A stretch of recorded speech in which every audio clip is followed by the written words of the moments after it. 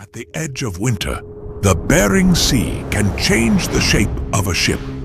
A steel bow rises through black water. Wind tears the crest from an oncoming wave and drives it across the deck. The first spray drains away. The next leaves a thin white skin on railings and ropes.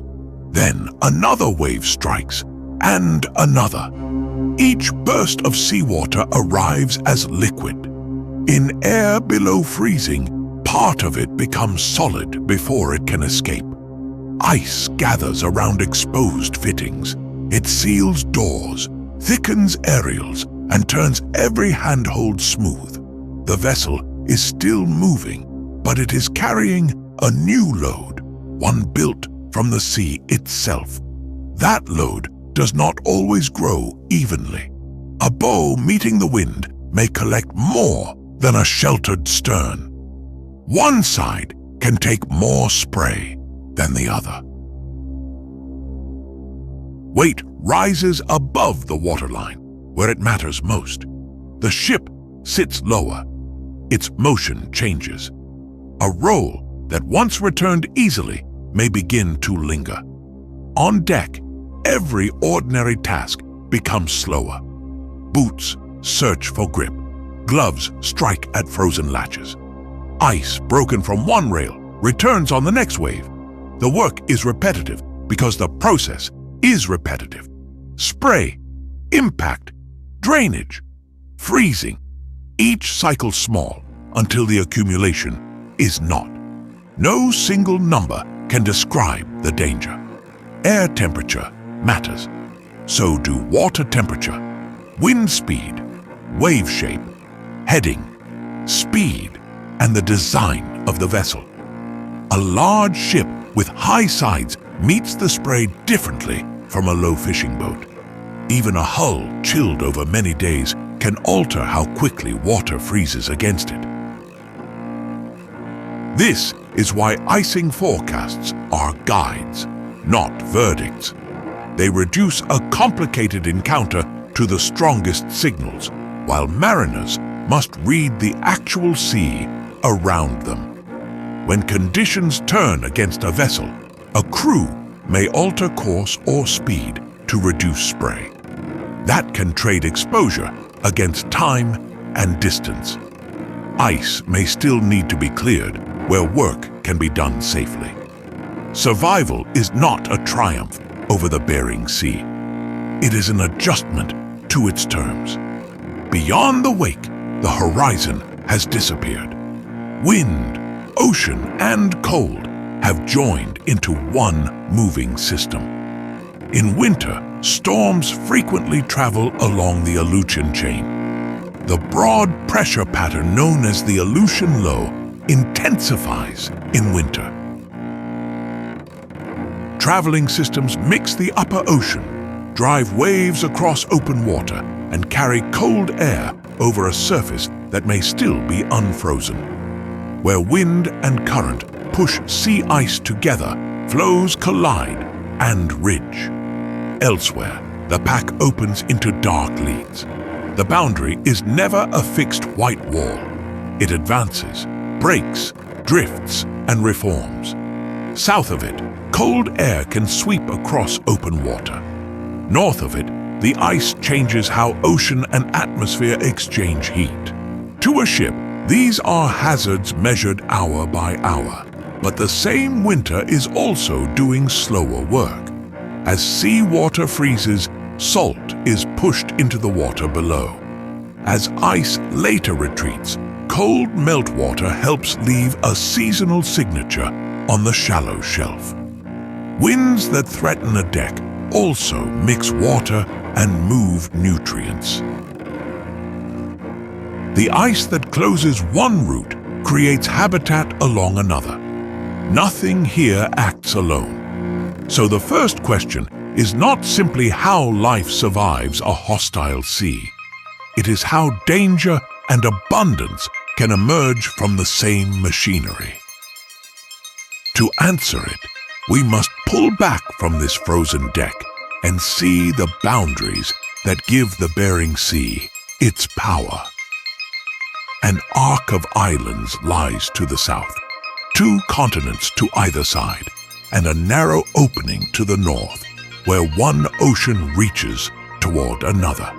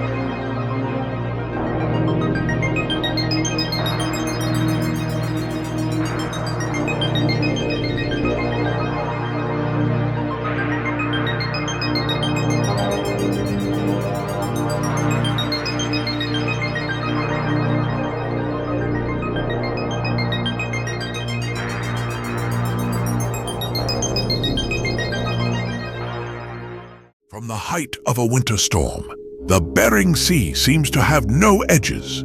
Cloud covers the islands. Snow hides the coasts. Water and sky become one dark field. But its power begins with boundaries. Russia lies to the west. Alaska lies to the east. The Aleutian Islands curve across the south, dividing this sea from the North Pacific. At the northern end, the coasts of Asia and North America close toward each other until only the Bering Strait remains. Beyond that opening is the Chukchi Sea, and beyond the Chukchi, the Arctic Ocean. This is not a remote pool sealed from the world. It is a meeting place shaped by restricted entrances and exits. Begin at the Aleutian Arc. From above, the islands look like a continuous wall. At sea level, the wall is broken. Passes run between the islands, some shallow, some deep, and water moves through them in both directions. Much of the inflow comes from the Alaskan Stream, the northern edge of the North Pacific subarctic gyre. It brings relatively fresh surface water and warmer water below. The route is never perfectly steady. Flow through an Aleutian pass can strengthen, weaken, or reverse. Eddies approaching from the Pacific can interrupt it. Wind can alter it. Even within a single wide pass, water may enter on one side and leave on the other. The southern gate is therefore a system of doorways, not a single door. A shallow opening can connect coastal waters across the arc. A deeper pass admits a thicker part of the Pacific water column. Farther west, Kamchatka Strait is deep enough for exchange at depths that most other passages cannot reach. Their combined flow determines what enters the basin, what crosses the shelf, and what returns south. Change one passage, and the effect is shared through the circulation rather than confined to the gap between two islands. So a map filled with fixed arrows is only a summary. The real sea pulses. Imagine one body of Pacific water crossing the arc. It enters through a gap between steep volcanic islands. Some of it joins the circulation of the deep basin. There, the upper ocean tends to turn anti-clockwise around a broad gyre. Water moves eastward along parts of the northern Aleutian slope, northward beside the continental slope, then westward toward the powerful south-flowing current off Kamchatka. Much of the basin outflow ultimately passes through Kamchatka Strait, between the Kamchatka Peninsula and the Commander Islands. Another portion takes a different route. It reaches the eastern shelf, where the general flow is toward the northwest. The depth beneath it becomes smaller. The influence of the seafloor grows. Tides, winds, and coastal water complicate its path. A journey that began in the open Pacific is now being guided across a submerged plain. At the far end of that plain, two continents narrow the choice. The Bering Strait is shallow and constricted. Detailed mapping of its eastern channel shows a smallest opening that acts as a bottleneck, limiting exchange between the warmer Pacific and the colder Arctic. Across the strait as a whole, the long-term net flow is northward. That average is sustained partly by a difference in sea level between the Pacific side and the Arctic side. It is a small difference spread across enormous bodies of water, but at the narrow strait, it helps maintain through-flow. The current does not need a steep, visible slope. Pressure supplies the tendency. Winds and local conditions reshape the result. Like air through a doorway, water responds strongly where the available space contracts. Yet the comparison has limits. Tides move through the strait. Coasts guide separate branches, and the water column carries layers with different origins and properties. This is a dynamic restriction, measured as changing transport rather than one fixed current speed. But net does not mean constant. Strong winds can slow that movement, and periods of southward wind can reverse it. Transport changes through the seasons and from year to year. Water in the strait may accelerate, hesitate, or run briefly against the average. The arrow points north only when time is allowed to smooth the motion. What passes through is more than water. The exchange carries heat and fresh water into the Arctic system. It moves salt and nutrients. In the northern Bering Shelf, the northward flow helps organize currents and can bring nutrient-rich water into places where it supports production. The narrow gate has consequences far beyond its width. It is also the only ocean connection between Pacific and Arctic waters in this region. To the south lies a vast ocean basin. To the north lies a polar sea with a different balance of fresh water, ice, and heat. The Bering Strait joins them, but it also regulates the rate at which one can influence the other. That distinction matters. A gate is neither a wall nor an open horizon. It permits passage while imposing shape. In late spring, the change becomes visible. Ice retreats from the strait.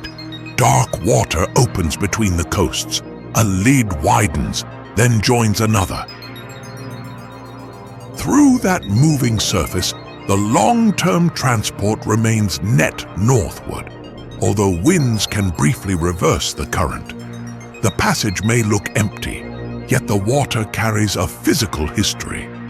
Heat gathered farther south, fresh water added along coasts, dissolved material mixed across the shelf. The same narrowing that concentrates flow also compresses routes. Marine mammals, fish, and seabirds do not all travel on one calendar, and they do not all use the same water. Yet species moving between the Bering and Arctic regions must respond to the geography of this passage. So must vessels. One channel becomes a shared constraint for lives and journeys that otherwise have little in common. Now pull back again. The strait is the northern gate, but the Bering Sea itself has two very different faces. To the east and north, its continental shelf extends for hundreds of kilometers. In places, it is broad enough for the curvature of Earth to hide its far edge. To the southwest, the bottom falls into the Aleutian Basin, reaching depths of several kilometers. Nearly equal areas of shelf and deep basin can therefore occupy the same sea. One responds quickly to wind and seasonal heating because the water column is shallow. The other can store and circulate water at depth. Between them lies a long continental slope where currents encounter a sudden change in relief. This arrangement prevents any single description from being true everywhere. The Bering is shallow, except where it is profoundly deep. It is restricted, yet connected through many passages. Its mean flow has a direction, yet local currents reverse. Winter can cover large northern areas with ice, while southern basin water remains open. The geography does not dictate every event. Weather still varies. Currents shift. Ice arrives differently each year. But the boundaries decide where those changes will be focused. Along the Aleutians, Pacific water is filtered through an arc of passes. Across the northern shelf, exchange is gathered toward a narrow strait. Between them, the sea receives, turns, and transforms what the Pacific sends north. For a migrating animal, this can become a corridor. For the Arctic, it is a source of heat and material. For a ship, it is a route whose alternatives are limited. For the ecosystem, it is the first stage of a seasonal engine. The answer to our first question is beginning to take shape. Danger and abundance are not neighbors here by accident. Both are concentrated by a sea whose exits are narrow and whose interior is divided. But a boundary seen on a map is only the outline. To understand what happens inside it, we must remove the water. Beneath the currents lies an older landscape, a shallow plain once exposed to air, a canyon-cut margin, and a deep basin beyond. The next gate is not between oceans. It is the drop from shelf to abyss.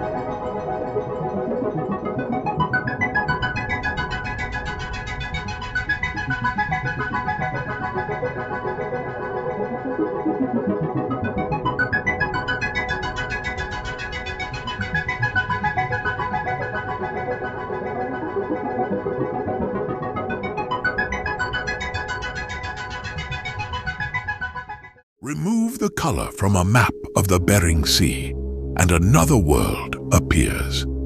The eastern half becomes a pale plain. Depth changes slowly across hundreds of kilometers.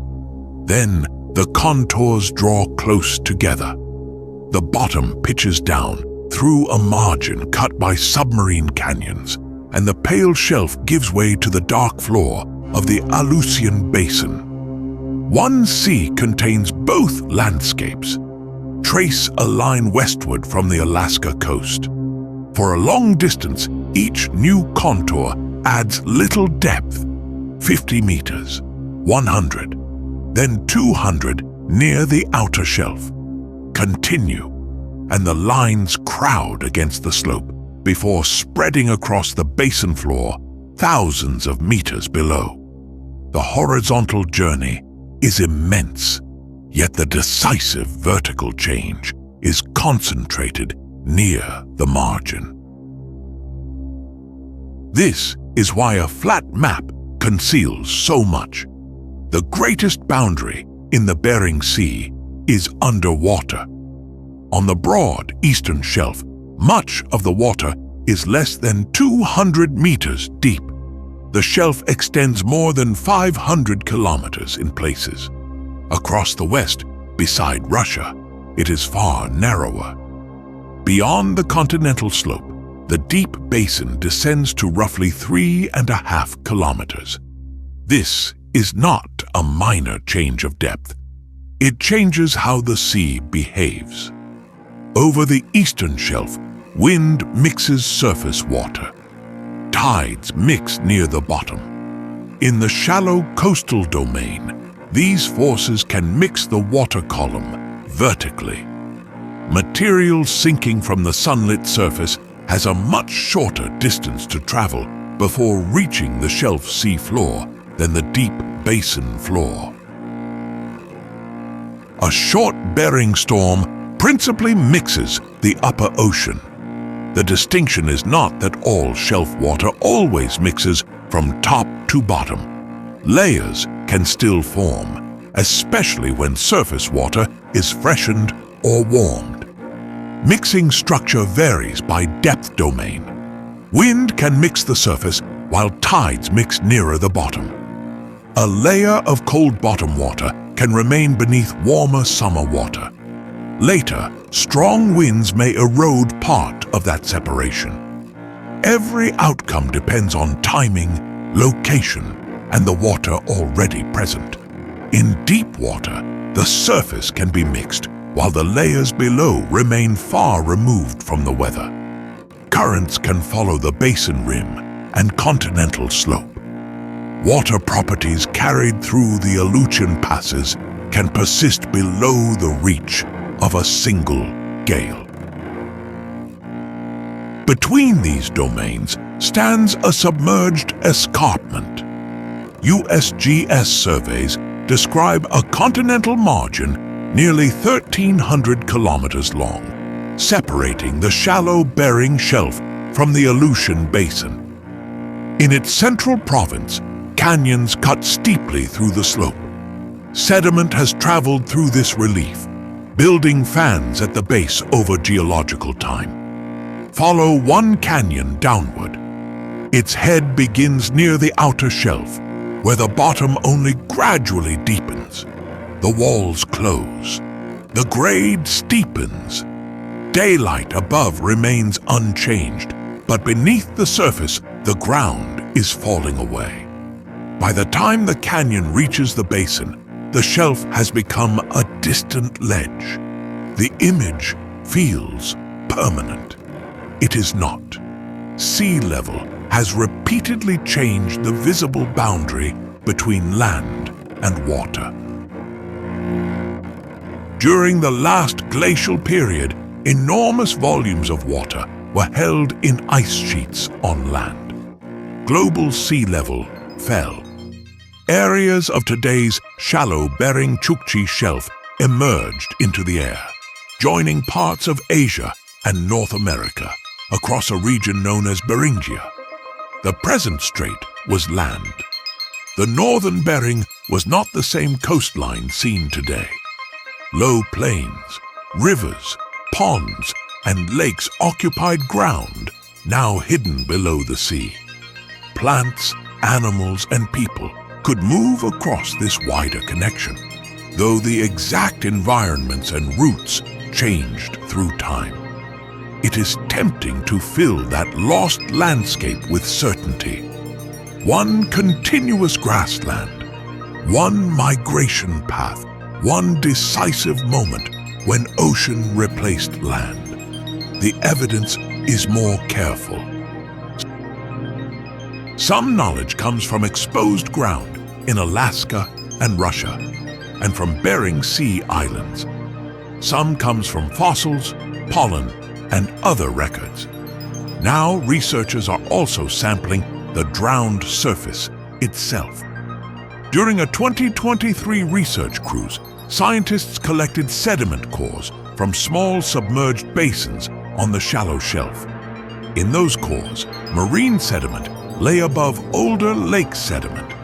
The order is simple and powerful. A place that once gathered fresh water beneath open air was later covered by the sea. The cores do not provide a film of Beringia. They preserve fragments, grains, organic material, and chemical traces deposited in sequence. Researchers open them section by section, describe the layers, select samples, and work to date what they find. The reconstruction grows from physical evidence, while uncertainty remains part of the picture. Nor does every layer answer the same question. A change in sediment can mark a change in water. Pollen may indicate nearby vegetation, but not reveal the full view from the shore. Organic remains can help establish age while carrying their own limits. Separate lines of evidence must agree before a persuasive landscape emerges. Even then, it represents a place and interval, not one photograph of all Beringia for all time. Even the timing of the final marine connection is not a single, uncontested number. Earlier proxy studies suggested a range of reopening ages. A 2017 study used geophysical data and a well-dated core from Herald Canyon, north of the strait. It interpreted a shift to Pacific-influenced open water at about 11,000 calibrated years before present, later than several previous estimates. The cautious words matter, about, interpreted, suggested. Rising water did not erase every old feature at once. It crossed low ground, entered basins, and moved shorelines. As the connection opened, a continental route became a marine gateway. The Pacific and Arctic were joined again through shallow water, and the Bering Sea acquired the northern outline we recognize. Now, return to the present shelf. A research vessel moves across calm summer water. Beneath it, instruments measure only a modest depth. The horizon offers no hint that the ship is traveling over a drowned landscape. A sample lowered to the bottom may land on modern marine mud, yet deeper layers hold a history written before this was sea. That history is still active in the geometry. The former lowland is now an immense, shallow platform. Its breadth allows winter ice to expand over a vast area. its bottom can retain cold long after surface warming begins. Across this broad, shallow shelf, benthic pelagic coupling links water column production with animals living on and within the seafloor. On the shelf, some sinking organic material can reach the benthos before it is recycled in the water column.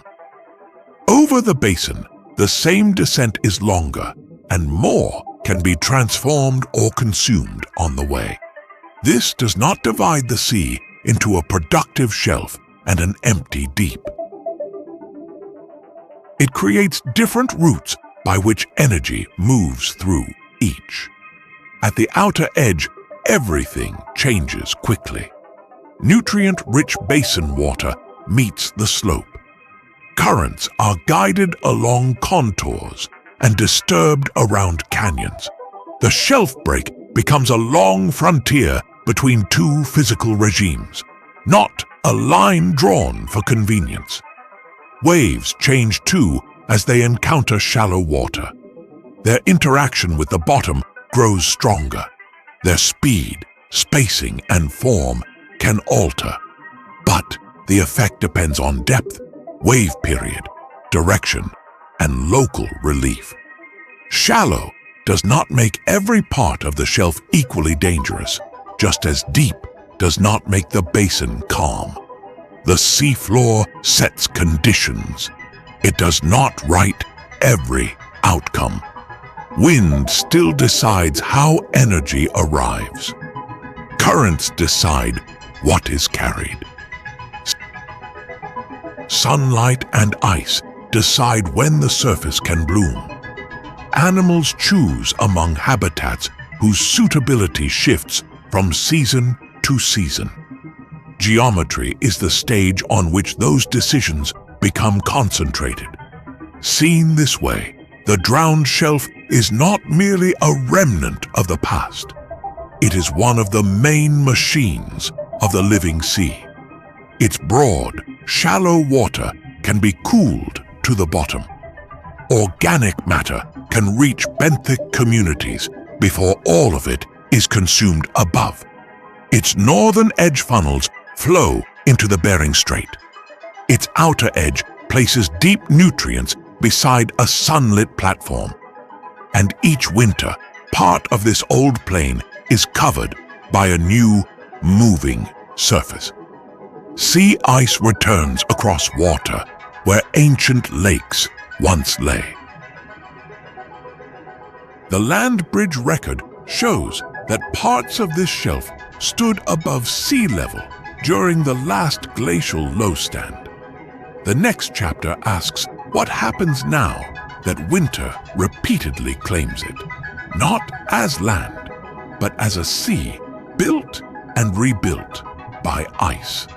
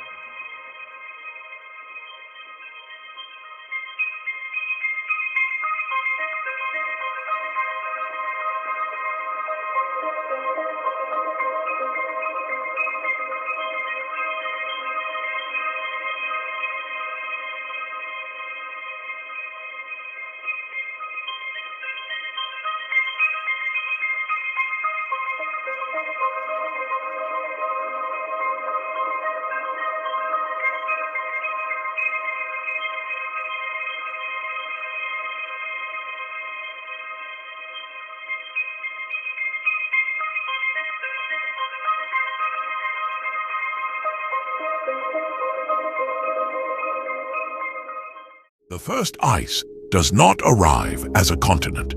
It begins at the surface, where seawater loses heat to colder air.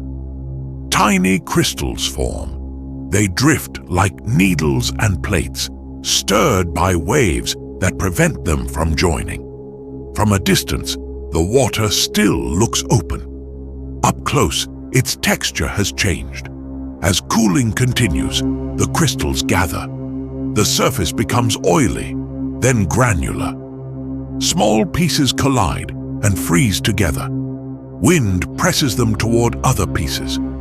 What began as a change, measured in millimeters, becomes a field of moving ice. The form depends on the sea state. In calm water, the crystals can make grease ice, then a thin, flexible skin called nilas.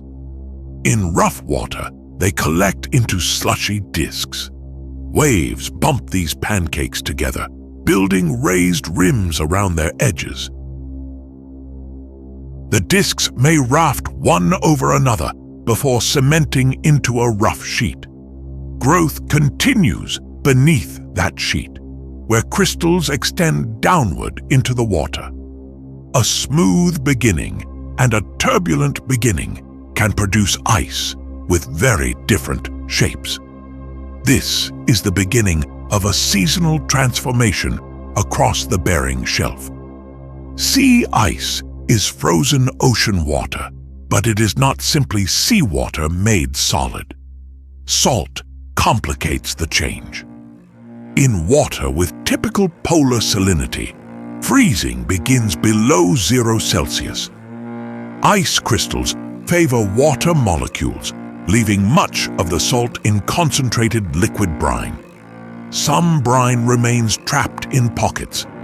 Some is pushed or drains back into the ocean. The water below becomes saltier. In cold polar seas, that increase in salinity can increase density enough for water to sink. Ice formation therefore does more than cover the surface. It changes the water beneath it. Follow one young flow. It forms in darkness, surrounded by fragments. A northerly wind moves the field. Flows collide. Their edges raft over one another, and broken blocks rise into a pressure ridge. When the wind relaxes or changes, the pack opens. A lead of black water appears where white ice had been continuous only hours before. That opening immediately changes the local exchange. In winter, the exposed water releases heat and moisture to the cold air. New crystals begin forming in it. If motion keeps carrying new ice away, the opening can repeatedly produce ice and reject salt. If the surrounding flows close, the water vanishes beneath a seam.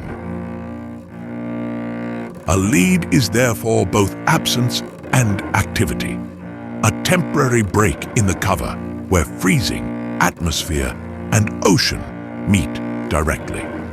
The flow has no fixed address. Wind pushes at its rough surface. Current moves the water carrying it. tides work along coasts and through narrow passages.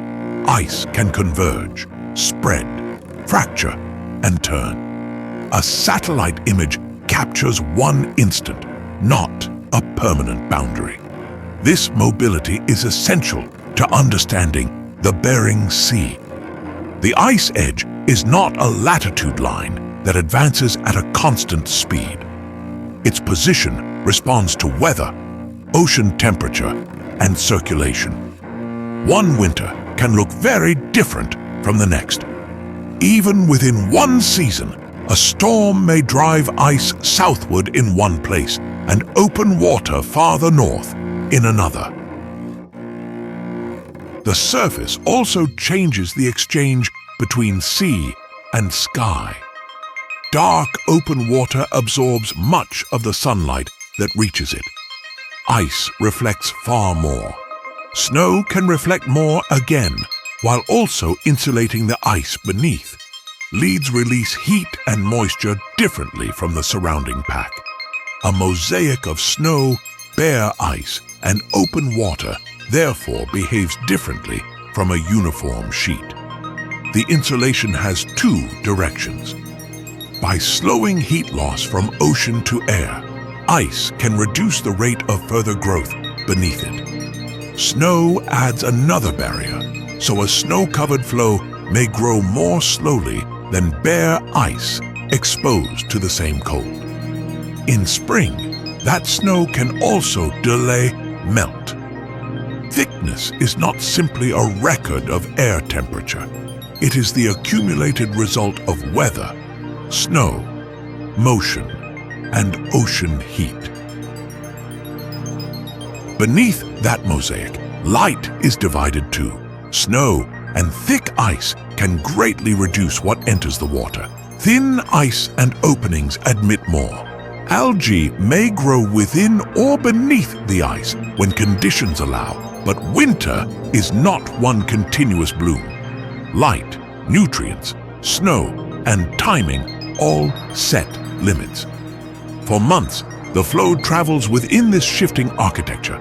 It may thicken as ice grows below. Snow gathers on top. Brine drains through channels. Cracks heal, then open again. Its history is written in layers, but unlike a glacier on land, seasonal Bering ice is not expected to endure through many summers. The region is normally ice-free in summer. Spring changes the balance. The sun rises higher and remains longer. Snow begins to melt. Dark patches absorb more energy. Warm water can erode the edges and underside. Wind separates weakened floes. The pack retreats, though not smoothly and not on the same date everywhere. Our floe becomes smaller.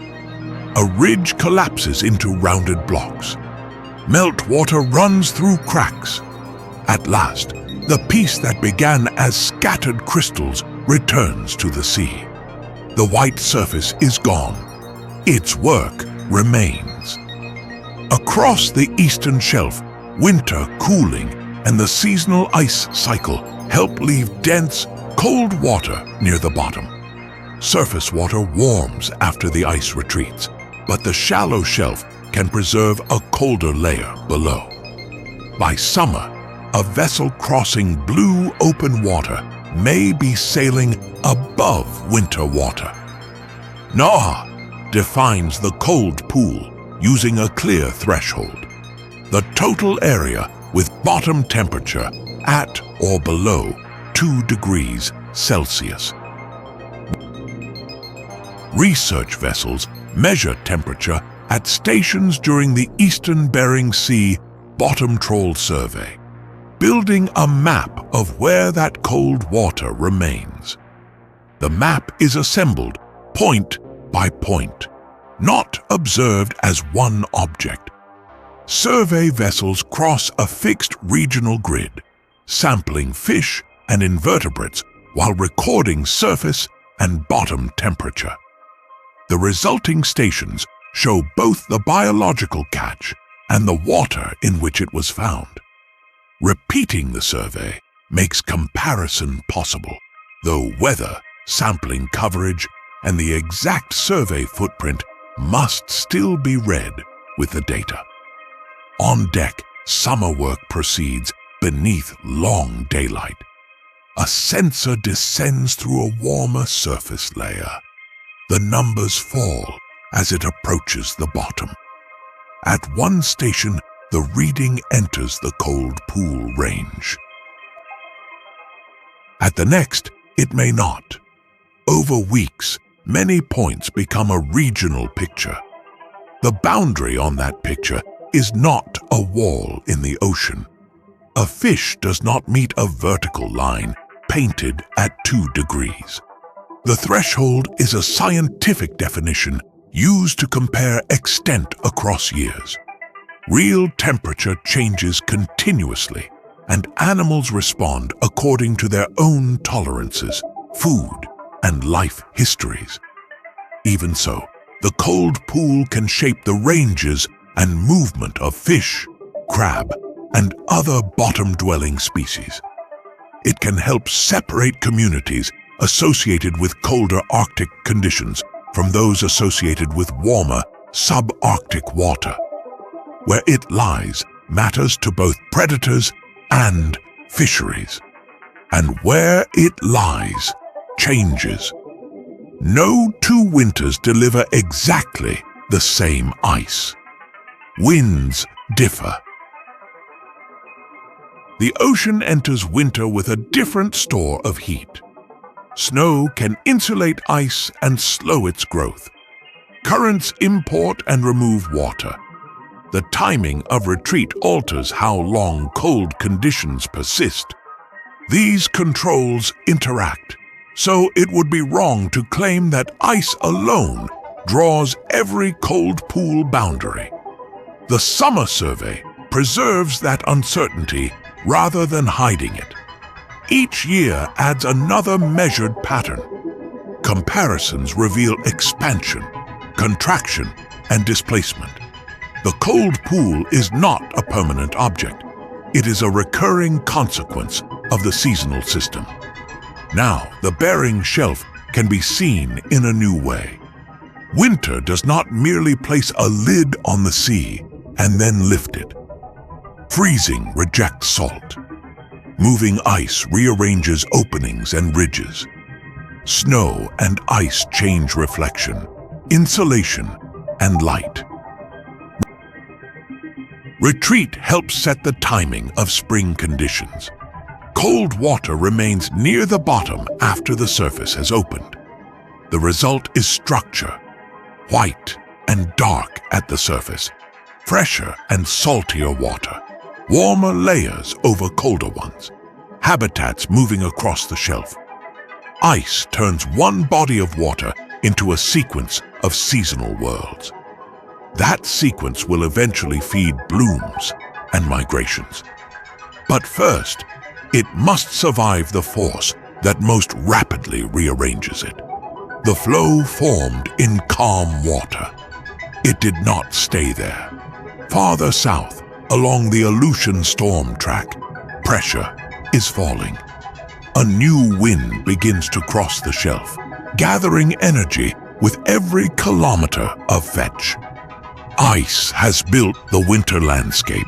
The next storm is about to move it.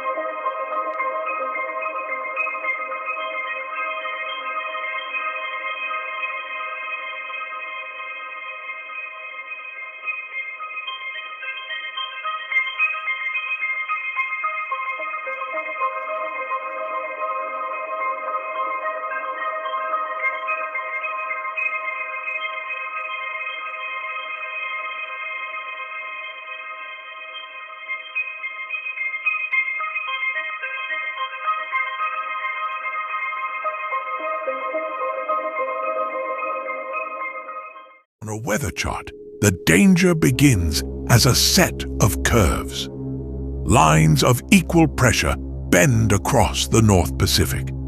Around a center of low pressure, they tighten. The closer they lie, the stronger the pressure gradient can become. Air accelerates, turns, and begins to circulate around the developing system. On the sea below, the first sign may be only a longer swell. A vessel south of the ice edge rises gently, though the local wind is still modest. The waves have traveled ahead of the weather that made them. Farther away, the low is deepening and the wind field is spreading across open water. Forecast imagery turns that distant change into a sequence. Satellite cloud curls around the low.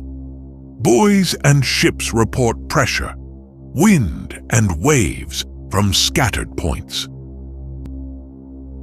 Models connect those observations into possible tracks. None is the storm itself. Each is a different measurement or estimate. Together, they give the crew something precious before heavy weather arrives. Time to choose where not to be. The Bering does not manufacture every storm that enters it. Many winter systems approach along the North Pacific and the Aleutian chain. Some move into the southern Bering. Others pass into the Gulf of Alaska or remain south of the islands. Their paths vary with the larger atmosphere. What recurs is the pattern. During winter, high pressure commonly strengthens over Asia, while low pressure dominates much of the North Pacific and Bering region. The contrast can drive strong, cold winds from the continent across the sea. Storms moving along the Aleutians contribute to a broad climatological feature called the Aleutian Low. The name can be misleading. The Aleutian Low is not one cyclone anchored in place for months. It is the average imprint of many traveling systems, changing in position and strength through the season and between years. A monthly map smooths their tracks into one broad area of low pressure. Within that average, the weather remains restless. NOAA's physical oceanography synthesis describes roughly 3 to 5 winter storms per month, moving eastward along the Aleutian chain, while fewer than 2 per month cross the northern Bering. These are climatological frequencies, not a schedule. One month may be quieter.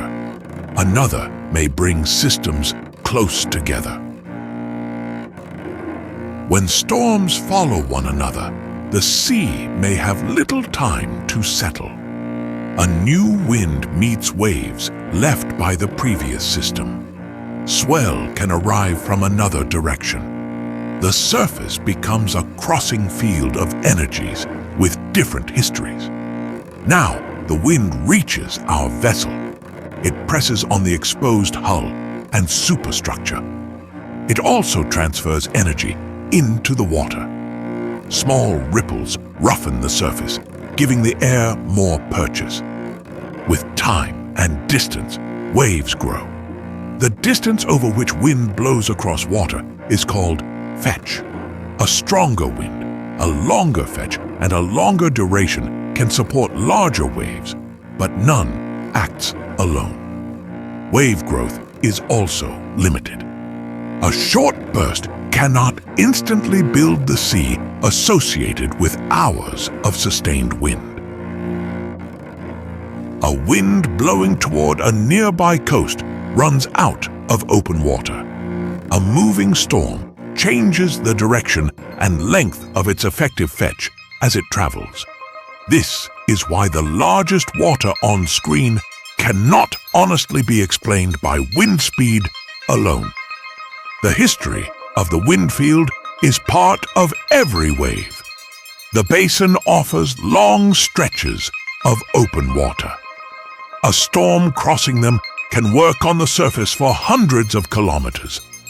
Near islands and coasts, land interrupts the fetch and can provide shelter on one side while funneling wind through gaps on another.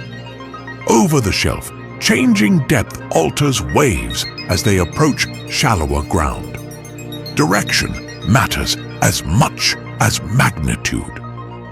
A vessel running with the sea meets a different sequence from one heading into it.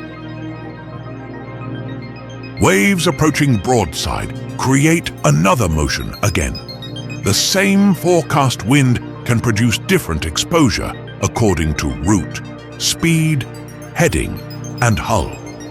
The bridge crew watches more than a single number. Pressure is falling. Wind direction is shifting. Wave period, swell direction, visibility and distance from shelter all change the choices available. A turn made early can reduce exposure.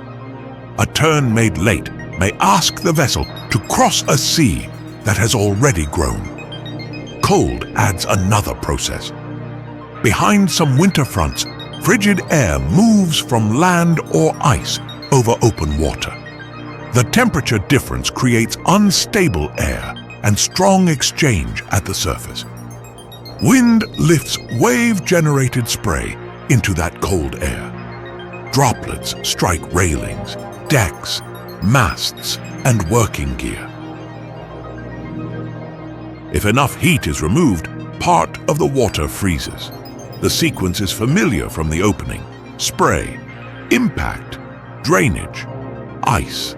But inside a storm, every turn is changing. Wind speed influences both the supply of spray and the cooling around exposed surfaces.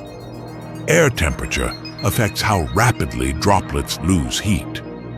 Water temperature influences how much cooling is required before freezing. Wave height and period influence how often spray reaches the vessel. Heading and speed change the relative wind and the point of impact. Then, the vessel itself alters the result. Freeboard, shape, load, deck arrangement, and the position of gear determine what catches spray. A low working boat can receive water where a larger merchant vessel remains comparatively dry. A structure already chilled by prolonged cold may freeze water more readily than current air temperature alone would suggest. This is why two vessels in the same broad forecast area may not ice at the same rate. It is also why prediction remains difficult. Operational algorithms often begin with first-order factors such as wind speed, air temperature, and sea surface temperature. More detailed models can include wave height, humidity, pressure, heading, and vessel characteristics. Yet large observational data sets for freezing spray remain limited, and no model can know every surface on a particular deck. A forecast category expresses potential. It does not certify what has already accumulated. The distinction becomes critical at night, when the upper works may be only partly visible from the bridge. A forecast describes a region. Ice grows on individual surfaces. Crews must observe list, motion, drainage, and access while conditions continue changing. Removing ice may reduce weight, but work on an exposed deck carries its own danger. The safe response depends on the vessel, its position, and the options still open. On a vessel caught in these conditions, ice may first build along the windward rail. A crew may change course or speed to reduce spray. The new heading can add distance from port, while removing ice on an exposed deck introduces its own danger. Each choice changes one risk while accepting another. There is no need for a dramatic failure to reveal the force of the system.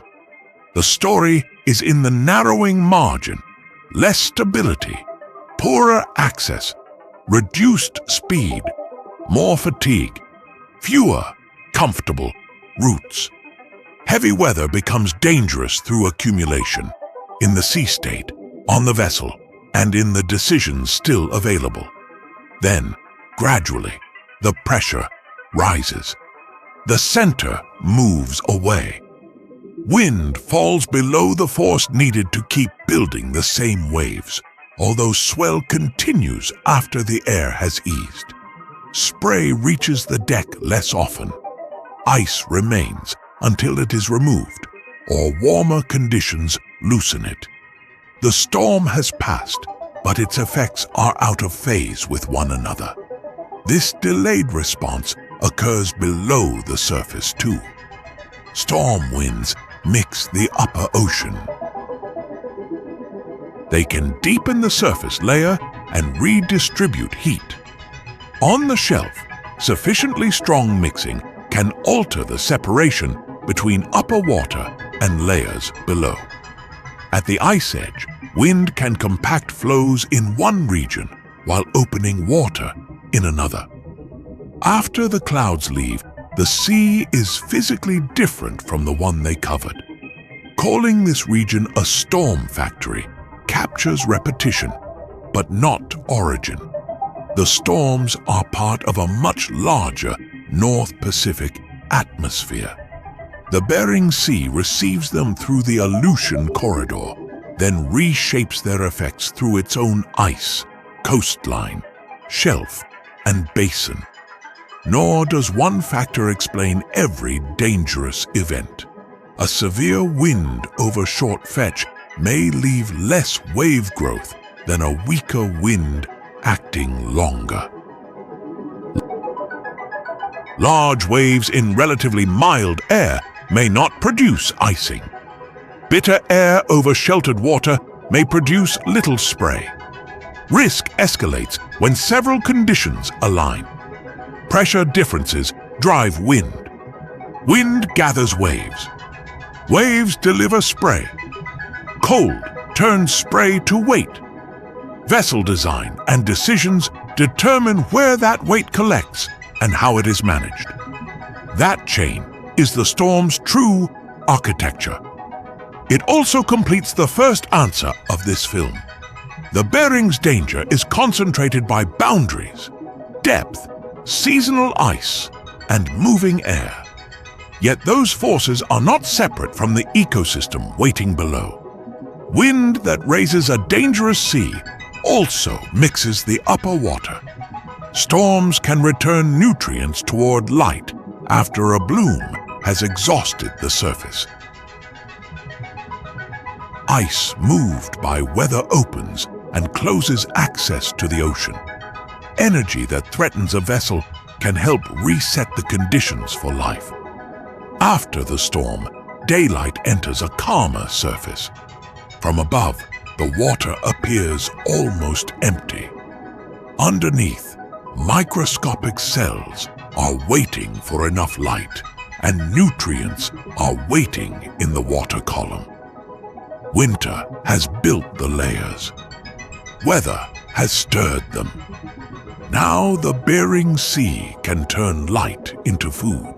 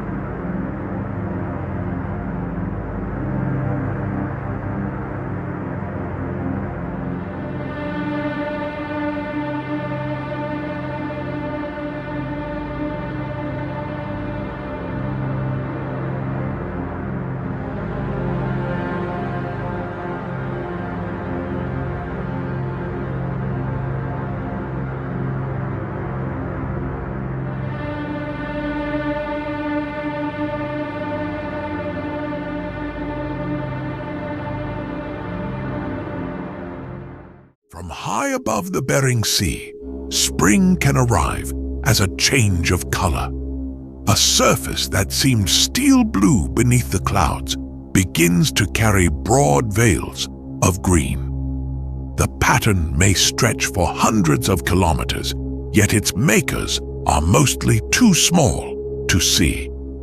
The abundance of this sea begins with lives measured not in meters, but in cells. For much of winter, growth is constrained by darkness. Winds and cooling stir the water. Nutrients are present, but light is scarce. Then the northern day lengthens. Sunlight reaches beneath thinning ice and into open water. Wherever light, nutrients, and the structure of the water align, microscopic algae can begin to multiply. There is no single Bering bloom. Under the ice, algae grow along its lower surface as daylight returns. At the retreating margin, melting ice freshens the surface. Fresher water is less dense than the saltier water below, so the upper sea can become layered. Phytoplankton held in that illuminated layer spend more time within reach of the sun. Growth can accelerate. The ice has not fertilized the ocean by itself. It has helped set the timing. Nutrients must still be available. The water must be stable enough to keep cells near the light, but not so isolated that the surface supply is never renewed. Grazers are already waiting. A bloom is the temporary outcome of several clocks meeting at once. Wind can change that meeting. Strong mixing may carry cells below the bright upper layer, slowing growth, even while it returns deeper nutrients toward the surface. Calm water can improve access to light, yet a bloom also draws down the nutrients it uses. The productive season is a balance between retention and renewal, not a simple victory of calm over storm. Imagine the view from beneath a spring flow. The ice above is no longer blank. Its underside carries a brown-green film. Meltwater threads down around its edges. Beyond it, the open sea brightens. The boundary moves with wind and current, and the zone of favorable conditions moves with it. What looks from space like a painted surface is, at water level, a succession of brief opportunities. In colder years, and where ice remains late enough, an ice-associated bloom can place food into the system early. In warmer conditions, the ice may leave sooner. Open water blooms can then become more widespread and develop weeks after the ice has disappeared. The calendar has not simply stopped. The route by which energy enters the food web has changed. That distinction matters because algae are not identical parcels. Their size, composition, and sinking speed differ. So do the animals able to eat them. NOAA observations and models show why scientists follow bloom type as well as total color at the surface. Two green seas can send food along different paths. Now the picture closes to the scale of a droplet. A copepod beats its limbs through the water. Krill gather where currents, depth, and food bring them together. These small grazers turn plant growth into moving animal tissue. Young fish can eat them. Seabirds can reach the fish and krill. Seals and whales can exploit the concentrations that form above them. Timing decides how efficiently those meetings occur. A young fish needs suitable prey while its mouth is small and its reserves are limited. A grazer arriving after the bloom has settled cannot consume yesterday's surface. This is why ocean models do more than estimate how much plankton exists. They attempt to connect physical conditions, prey fields, and the survival of fish through particular stages of life. This is the middle of the engine. It is easy to overlook because no single copepod seems consequential. But predators cannot harvest a thin, even mist across an ocean. They need density. A patch of plankton, a shoal of fish, or a layer of krill compresses millions of small transfers into a place that a larger animal can use. Not all new growth is intercepted near the surface. Cells die. Grazers produce waste. Fragments join mucus and mineral grains. The particles begin to sink as a loose fall of organic matter. Some are eaten and recycled on the way down. Some cross the water column and reach the bottom. Over much of the eastern Bering Shelf, the distance is short enough for this descent to matter. Food made in the light can arrive in the dark while it still has value. Clams, worms, amphipods, crabs, and other bottom-dwelling animals receive what the surface community did not consume. The shelf joins two worlds that a deep ocean often keeps far apart. In a strongly pelagic route, more of the production is caught, repackaged, and recycled before it reaches the sediment. In a strongly benthic route, a larger share of the seasonal pulse descends. Neither route is empty. The difference is where energy lingers, which consumers can reach it, and how quickly it moves onward. Those differences can alter the prey landscape without changing the sea's color in an obvious way. Follow one particle. It passes a coat pod, misses the mouth of a fish, and settles into soft sediment. A clam draws water through its body. A small crustacean searches across the bottom. The particle is broken, swallowed, respired, or buried. Nothing announces the transfer. Yet multiplied across the shelf, this quiet rain helps support a community spread across the seafloor. That community is not a storehouse untouched by change. It feeds, competes, and is eaten. Bottom fish search the sediment. Crabs move across it. Bearded seals and walruses can reach benthic prey in shallow water. Gray whales may disturb the bottom while feeding. The green surface has become muscle, movement, and breath far below. This is one reason the Bering Sea cannot be understood only from its surface. A satellite records ocean color, but clouds and ice can hide the view. A mooring records a detailed history at one location, but it cannot be everywhere. Research vessels sample both water and seabed, yet a cruise is a passage through a changing season. Scientists combine these incomplete windows because each reveals a different part of the mechanism.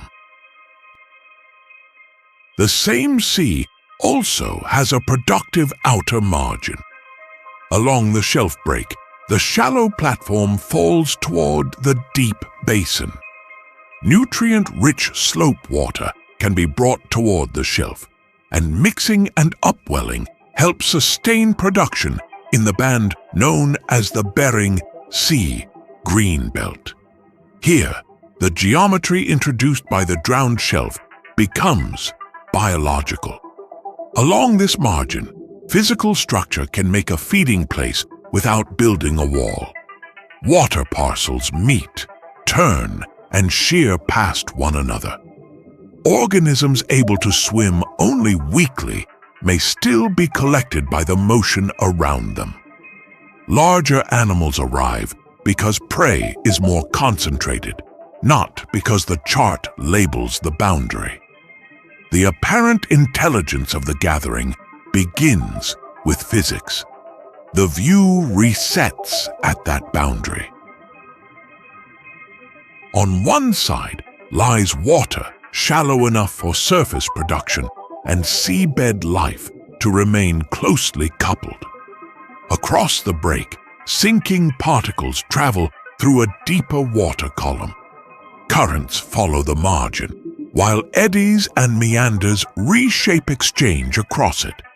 Seabirds and marine mammals do not see a line on a chart, but they can respond to prey gathered by its physical effects. Productivity, then, is not a permanent richness poured evenly across the sea. It is a pattern. The inner shelf, middle shelf, outer shelf, and slope do not behave as one basin. Spring does not arrive on the same date from the Alaska Peninsula to Bering Strait. A cloudy week, a storm, an early retreat of ice, or a shift in current can alter what grows, when it grows, and who is present to eat it. Even the familiar story of food falling to the bottom has limits. In open water pathways, smaller or more slowly sinking phytoplankton may be consumed and recycled higher in the water column. NOAA researchers are investigating whether increasingly widespread open water blooms redistribute resources away from the seafloor. The direction is plausible, and observed bloom patterns have changed, but the consequence is not identical in every place or year. So the engine is powerful without being automatic. Light opens the season. Ice retreat can organize it. Mixing carries nutrients. Stratification holds cells near the sun. Grazers divert production through the water column. Sinking material connects it to the bottom. Shelf break processes renew another productive band. Leave out any one process and the explanation becomes too simple. As summer advances, the first green pulse is transformed. A bloom that briefly covered the surface becomes scattered among bodies. It is stored in copepods and krill, in fish crossing the shelf, in clams beneath the sediment, and in birds gathering over dark water. The color fades, but the energy continues to travel. That movement creates a larger pattern. Animals do not merely wait wherever winter left them. They time journeys to spawning grounds, feeding areas and passages that can be useful for only part of the year. Some cross the entire shelf. Others enter through the Pacific and leave for the Arctic. The Bering Sea's abundance is therefore not just a quantity of life. It is an appointment. Food appears in particular places, at particular depths, during a short and changeable season. To reach it, much of the ocean must move.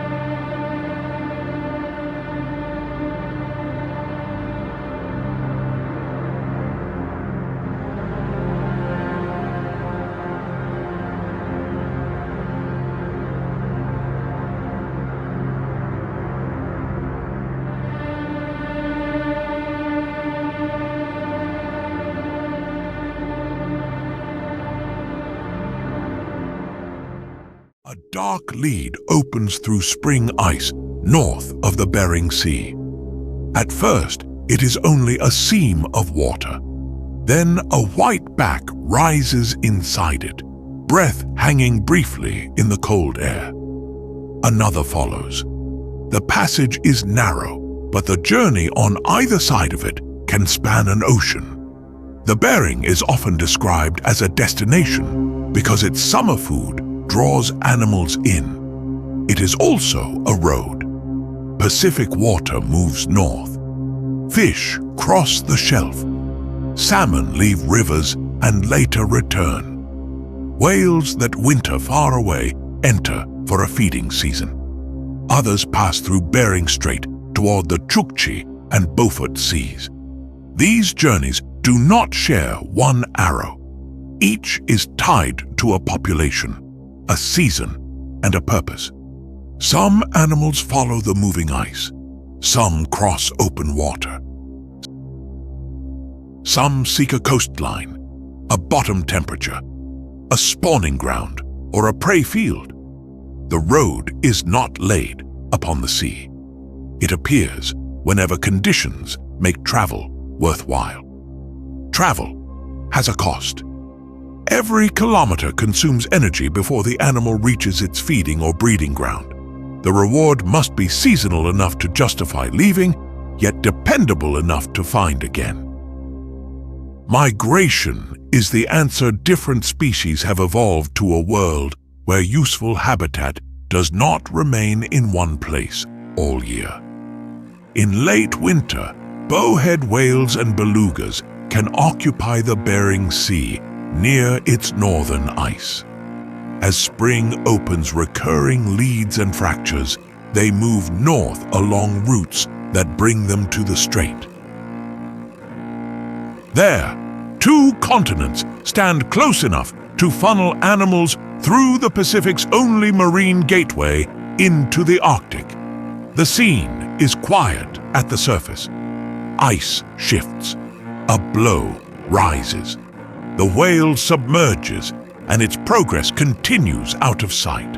It may travel beneath broken cover, using openings to breathe. In a channel crowded by wind-driven ice, the next patch of black water is not scenery. It is access. Beyond the strait, some belugas and most bowheads continue along northern Alaska toward summer grounds in the Canadian Beaufort Sea. National Park Service summaries describe journeys of more than 2,500 kilometers for some of these whales after they have entered the Chukchi. Their winter starting points and exact routes are not equally known for every population. Tracking has made the map more detailed, but not complete. Satellite tags transmit positions from a small number of animals for a limited time. Acoustic instruments can record a whale that is never seen. Historic sightings fill other gaps. When transmissions end before deep winter, the blank that remains is uncertainty, not evidence that the animals stopped moving. Even among belugas, one schedule does not fit all. Animals associated with the eastern Chukchi and eastern Beaufort populations use different summer areas.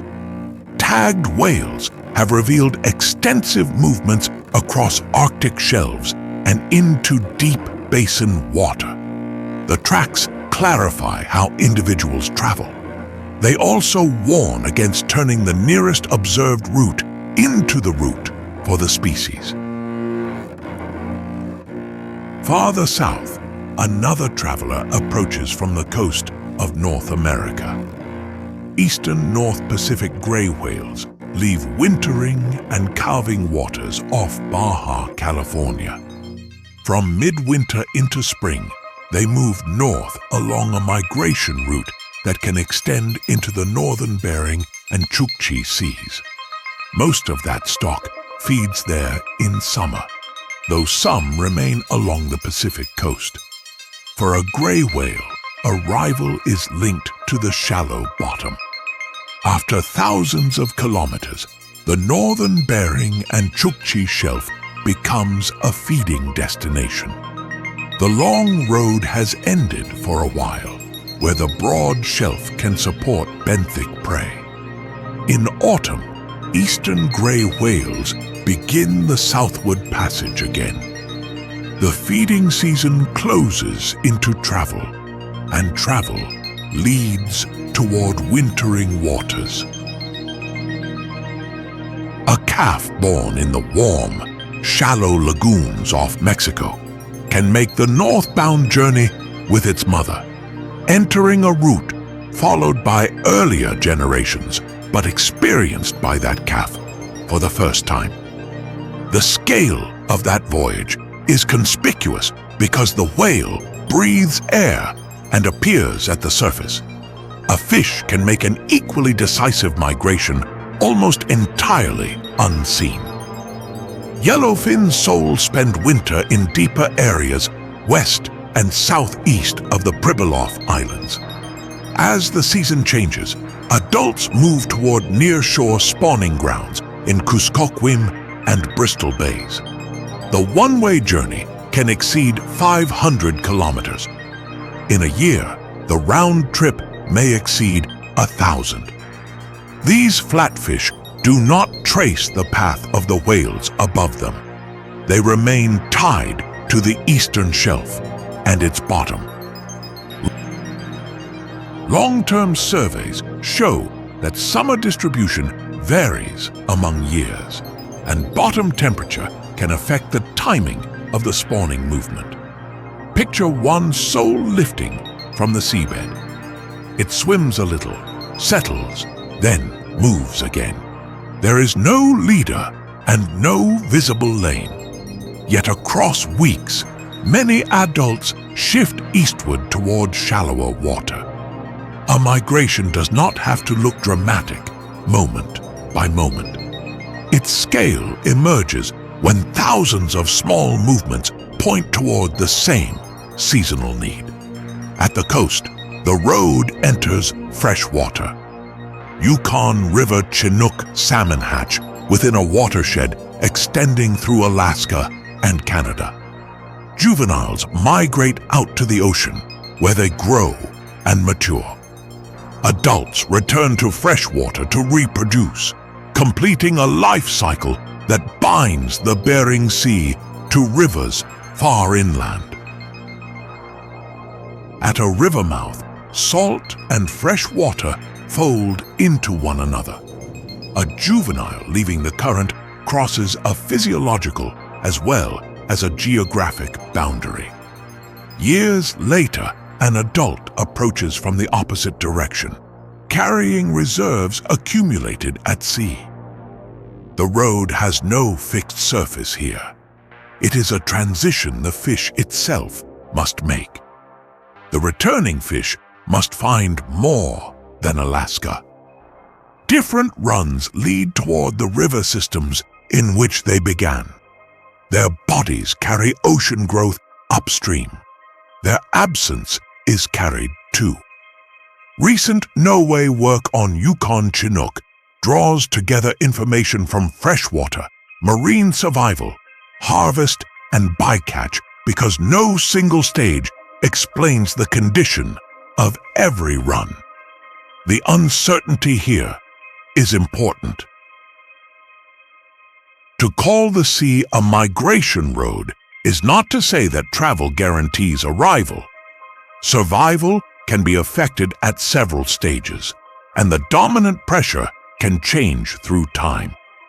Research reported in 2026 found that increased natural mortality after the juvenile stage was an important driver of the most recent severe Yukon Chinook decline associated with recent heat waves.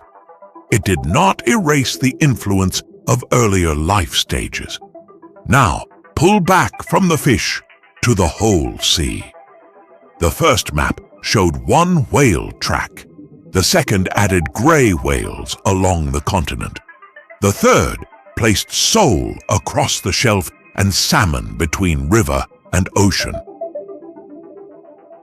Add seabirds commuting from colonies, northern fur seals traveling between land and offshore feeding areas, and fish shifting with the cold pool, and the idea of a single highway disappears. What remains is a network written in time. A shallow spawning ground matters to sole in one season and to feeding birds in another. Far to the north, routes developed across thousands of kilometers converge at the narrow strait. Human traffic also uses this bottleneck. Ships moving between the Pacific and Arctic enter the same narrow region crossed by whales. The overlap does not mean every vessel meets every animal, nor that every species has equal vulnerability. It means that distance alone cannot separate travelers once geography compresses their options.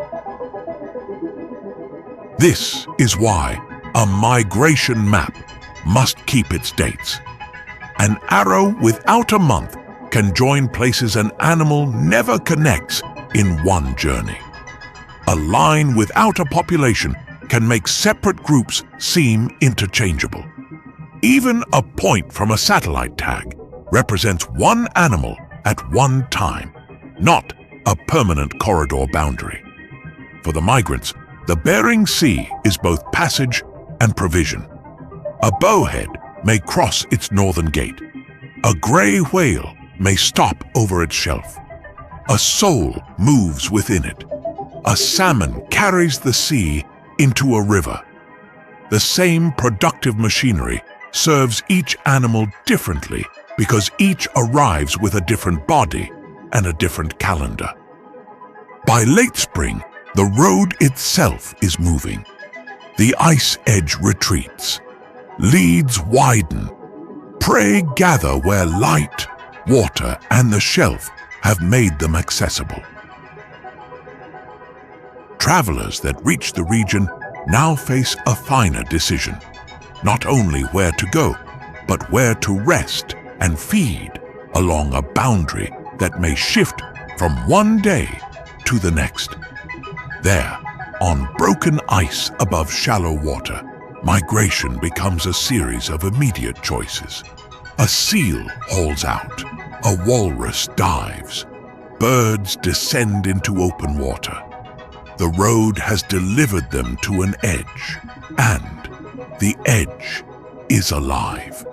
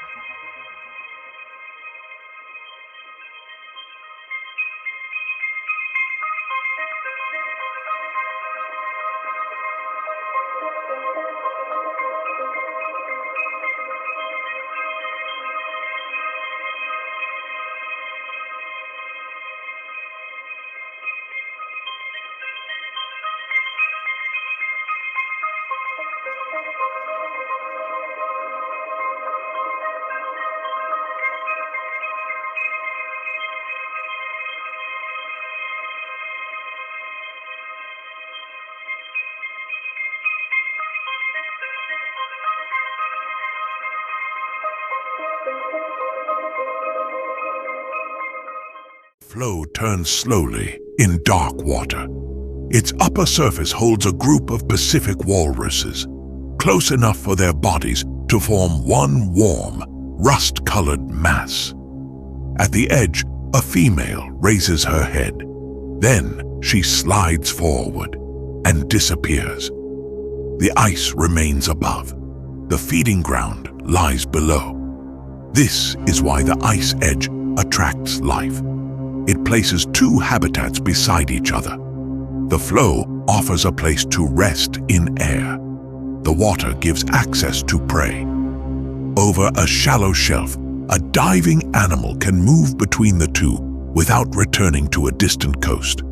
The boundary works because it is both solid and open. It is never a fixed line.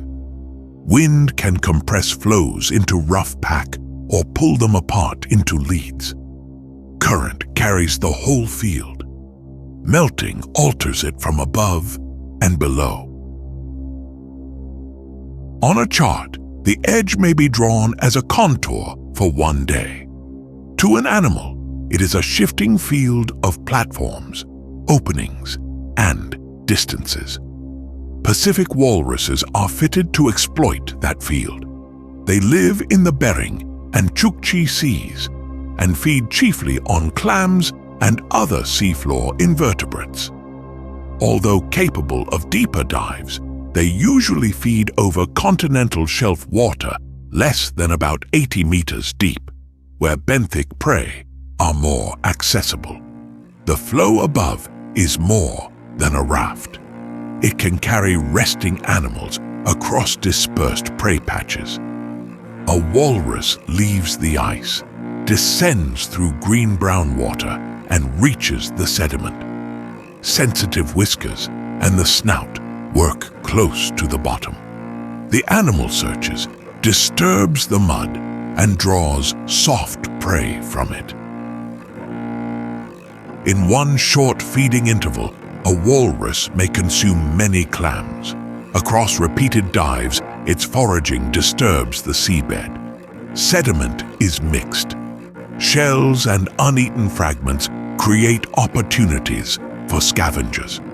The hunter is part of the benthic process it depends upon.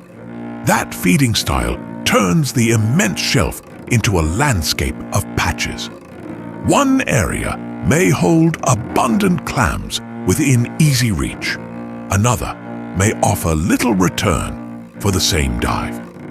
The drifting platform does not tell the walrus where the next rich patch begins. It reduces the distance between rest and search, leaving the animal to sample the bottom below. The same walrus rises with its stored breath diminishing. A pale shape gathers beneath the surface, then breaks through beside the flow. It hauls out to rest. Because the platform has drifted while the animal fed, the next descent may begin over a different patch of bottom. Ice converts rest into movement without the walrus taking a step. Season changes that arrangement. In winter, Pacific walruses live among dynamic Bering Sea ice. As the edge retreats north in spring, many adult males shift toward resting on land. Adult females and young more often remain with the ice as it moves toward the Chukchi Sea. Age, sex, and season therefore alter what walrus habitat means. The value of the platform also depends on what lies beneath it.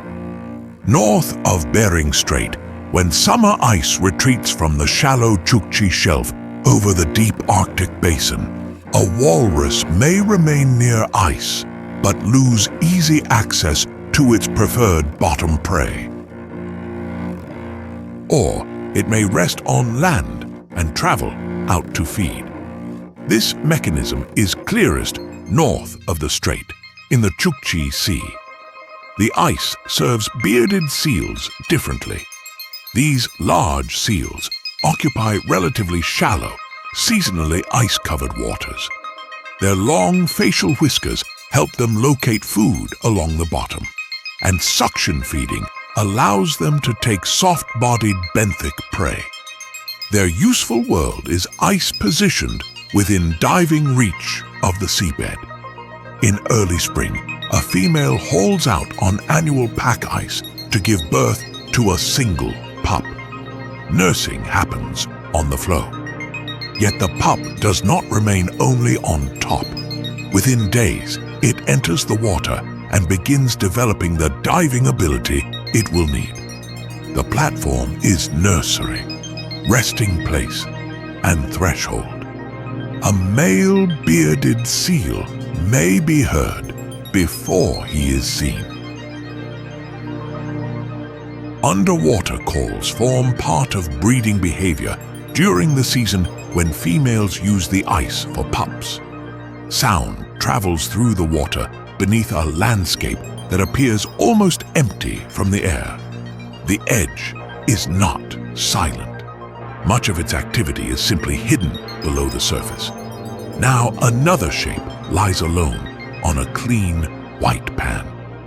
Against its dark coat, pale bands loop around the neck, foreflippers and hips. This is a ribbon seal.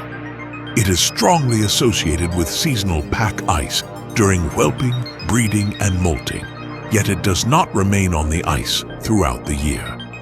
Ribbon seal mothers give birth far offshore in seasonal pack ice during April and early May. Pups are nursed and then weaned over a compressed spring period. Adults molt. As the Bering ice recedes north through the strait, most ribbon seals leave the floes and spend the ice-free season dispersed through open water. Significant numbers return to the ice when it forms again in winter. One edge, then, holds different calendars. The walrus uses a mobile base above benthic food. The bearded seal needs pack ice over suitable shallow depth for resting, reproduction, and access to the bottom. The ribbon seal gathers loosely on spring ice for a brief reproductive and molting season, then becomes largely pelagic. Other animals use the boundary without hauling out. Ice-associated invertebrates feed where algae have grown. Arctic cod can shelter and forage within this cold structure. Seabirds gather at leads and open margins where prey can be reached from the air. Bowheads and belugas follow recurring openings during migration. The attraction is shared, but the work performed by the edge is not. A bird needs only the uppermost part of this vertical system. A seal may hunt through the water column. A walrus must reach the sediment. The same patch of ice can therefore be useful for unrelated reasons at different depths. What seems like one congregation from above is a stack of feeding worlds connected at the surface. Watch the scene widen. A walrus becomes a dot. Seal tracks fade into the texture of the flow. Birds reveal a dark lead by gathering above it. The visible crowding may last for hours, then wind shifts the ice and breaks the arrangement apart. Concentration at the edge is real, but it is temporary. Temporary does not mean accidental. The meeting of ice, open water, light, and shelf depth repeatedly creates access. Algae support small grazers. Currents and ice motion gather organisms. Openings permit breathing and diving. Platforms reduce the need to return to shore. Several mechanisms overlap, and predators with very different bodies converge on the result. There are costs. A flow can fracture. Open water can close. Resting animals can be carried away from shallow feeding ground. The timing of breakup may separate a nursing season from suitable ice. At crowded coastal haulouts, disturbance can trigger a rush toward the water and dangerous trampling. The edge changes the rules precisely because it will not remain still. Scientists count ice seals from aircraft, but an animal in the water is easier to miss than one hauled out. To turn a survey count into an abundance estimate, researchers need to know how much time seals spend visible on the ice. Satellite-linked tags record movement, diving, and haul-out timing. Tissue, body measurements, and diet samples add other parts of the picture. The correction matters because visibility is behavior. If seals spend more time in the water on one survey day, an identical population can produce a smaller raw count. A tag does not merely draw a route, it helps estimate the fraction hidden from the aircraft. The number reported at the end is therefore an observation combined with a model, not a photograph of every animal. These methods do not remove uncertainty. Weather restricts flights. Tags are attached to a sample, not a whole population. Some fall away during molt, exactly as they are designed to do. Ice conditions differ from year to year. The honest result is not a single perfect count, but a set of observations whose limits are measured along with the animals. The visual reset is a research aircraft flying a straight survey line.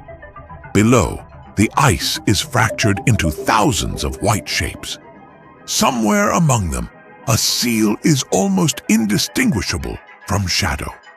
The scientist's task is to infer a living population from brief appearances on a surface that is itself moving. For the animals, no inference is needed. A ribbon seal feels the flow beneath its body. A bearded seal reaches the bottom. A walrus returns from the sediment. Each has found a usable arrangement of ice, water, and food, and each must respond when that arrangement changes. Along this edge, winter's architecture becomes habitat. The ice that threatened ships now carries nurseries and resting hunters. The shallow shelf that received the green rain now places prey within diving range. Danger and abundance still emerge from the same physical sea, but the answer is different for every species. And beyond the flows, deeper breaths are approaching. Some whales will pass through openings. Others will search the shelf for prey too small to see from the surface. To understand how a body the size of a vessel finds a brief feast, the story must move from the platform to the giants beneath it.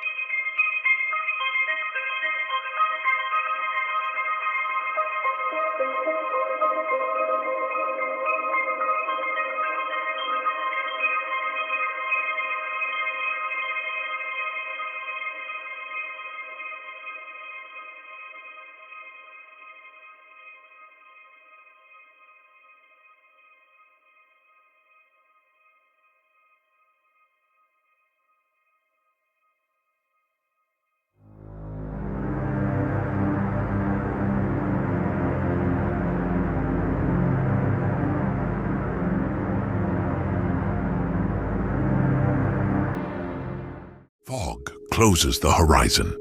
The sea is empty. Then a low breath breaks the stillness, followed by a gray back rolling through the surface. The animal is enormous. The sign that revealed it was only a white plume dissolving into air. Size creates power, but it also creates need. A great whale cannot live on the idea that the Bering Sea is productive.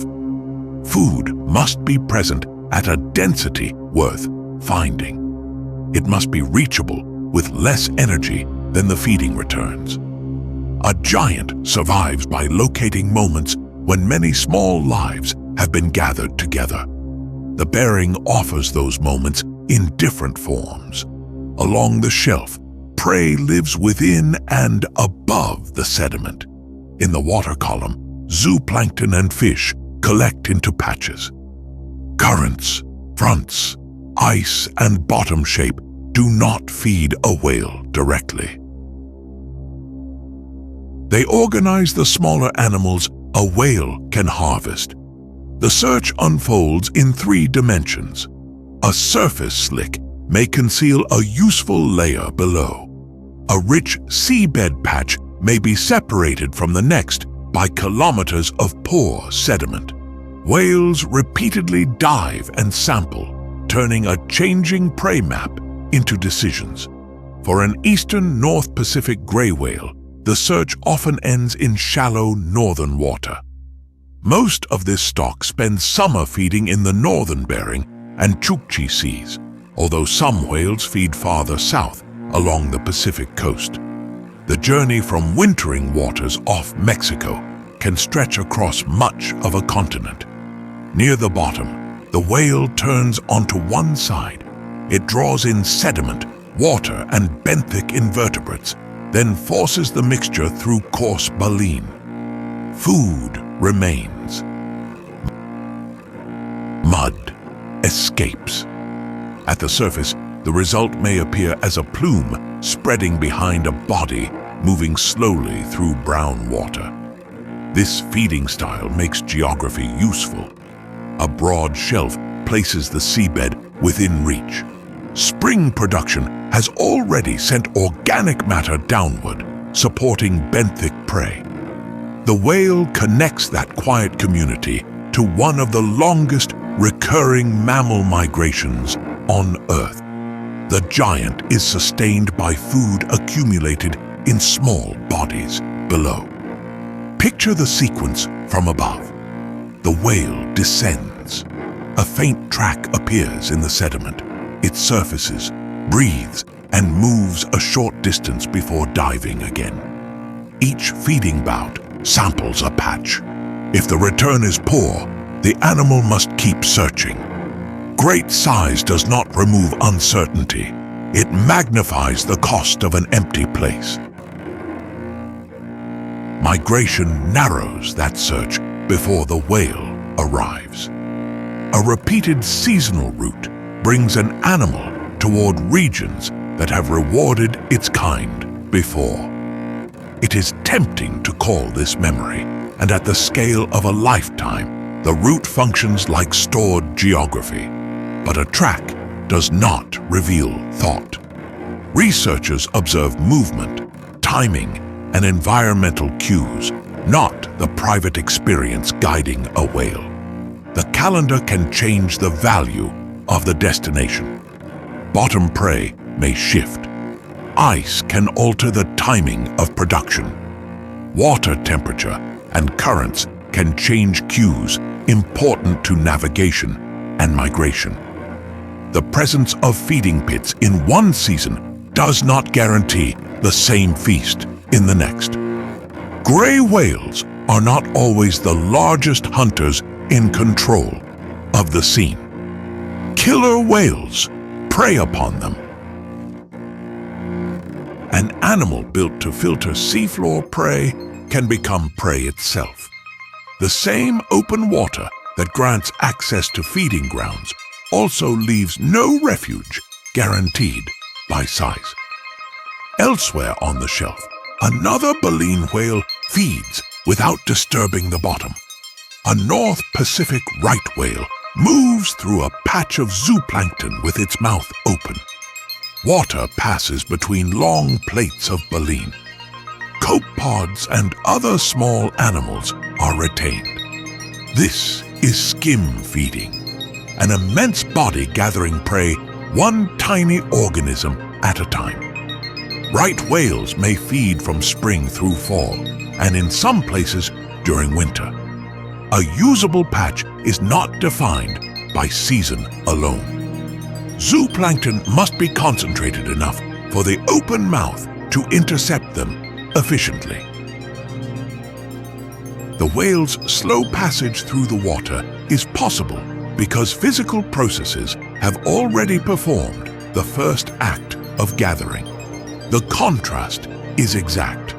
Gray whales commonly draw food from the seabed. Right whales filter patches suspended in water. One leaves mud in its wake. The other depends on a concentration that may be almost invisible from above. Both reveal the same rule. Ocean-wide abundance matters only after physical and biological processes make prey dense enough to use. In the southeastern Bering Sea, right whales have been observed repeatedly on summer feeding grounds. Yet much of their movement remains unknown. Their calving grounds in the eastern North Pacific have not been found. Contemporary sightings exist across a vast range, but the routes joining those points are still uncertain. Sound offers a second way to know they are present. Right whales communicate underwater, and NOAA maintains passive acoustic recorders in the Bering Sea and Gulf of Alaska. A recorder can detect calls when no whale is seen. It extends listening through darkness, weather, and seasons that a survey ship cannot continuously cover. For the whale, communication is part of the acoustic habitat. NOAA identifies underwater noise as a pressure that can reduce right whales' ability to communicate and can interrupt normal behavior. Sound is therefore both a capability and a source of exposure. The same sea that carries a call can also carry machinery across distance. An acoustic detection is powerful but limited. It marks occurrence within listening range, not a photograph, sex, age, or complete route. A call may reveal that a right whale entered an area while the animal remains unseen. Sound fills one gap and opens another. Researchers use photographs differently. Rough patches of skin on a right whale's head, called callosities, form an individual pattern. A clear image can be compared with a catalog. A match turns two sightings into part of one life, linking dates and places without attaching an instrument to the whale. But opportunities to make those images are uneven. Dedicated Bering Sea right whale ship aerial and tagging surveys have not been conducted since 2010, according to NOAA's current species account. Recent knowledge also depends on acoustic recorders, other marine mammal surveys, and reports made when observers happen to be in the right place. The numbers require unusual care. NOAA estimates that fewer than 50 animals remain in the eastern North Pacific stock. A photo identification catalog serves a different purpose. It links photographed individuals across sightings, and its entries vary in completeness and quality. It is not a second population estimate, nor does a new photograph necessarily prove that the population grew. It may be a previously unknown animal, a whale already present but never photographed, or a familiar individual seen again. Survey effort and public awareness affect what is reported. With animals this rare, each sighting adds information, but the absence of a sighting is difficult to interpret. The visual reset is a single photograph filling a computer screen. Scientists compare the pale callosity pattern with earlier images. A notch, a curve, a white mark. Features that seem incidental at sea become an identity. The enormous animal is known by the pattern carried across its head. This individual knowledge changes the scale of the story. Whales is an ecological category. A catalogue is a record of particular survivors. When one animal appears years later or far from an earlier sighting, the match reveals endurance and movement. When no match exists between regions, the gap remains a question rather than a route invented to connect them.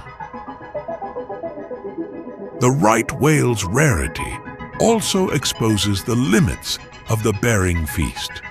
Productive water does not protect an animal from history. Commercial whaling reduced North Pacific right whales from much larger former numbers, and illegal Soviet catches in the 20th century struck an already depleted population. Food may be available while recovery remains profoundly constrained. For both gray and right whales, the prey field is not background. It is the destination. A bloom becomes zooplankton. Falling production becomes benthic invertebrates. Currents and shelf form concentrate what is otherwise dispersed. Migration brings the whale close. Sound and environmental cues help it operate in a world where vision is short.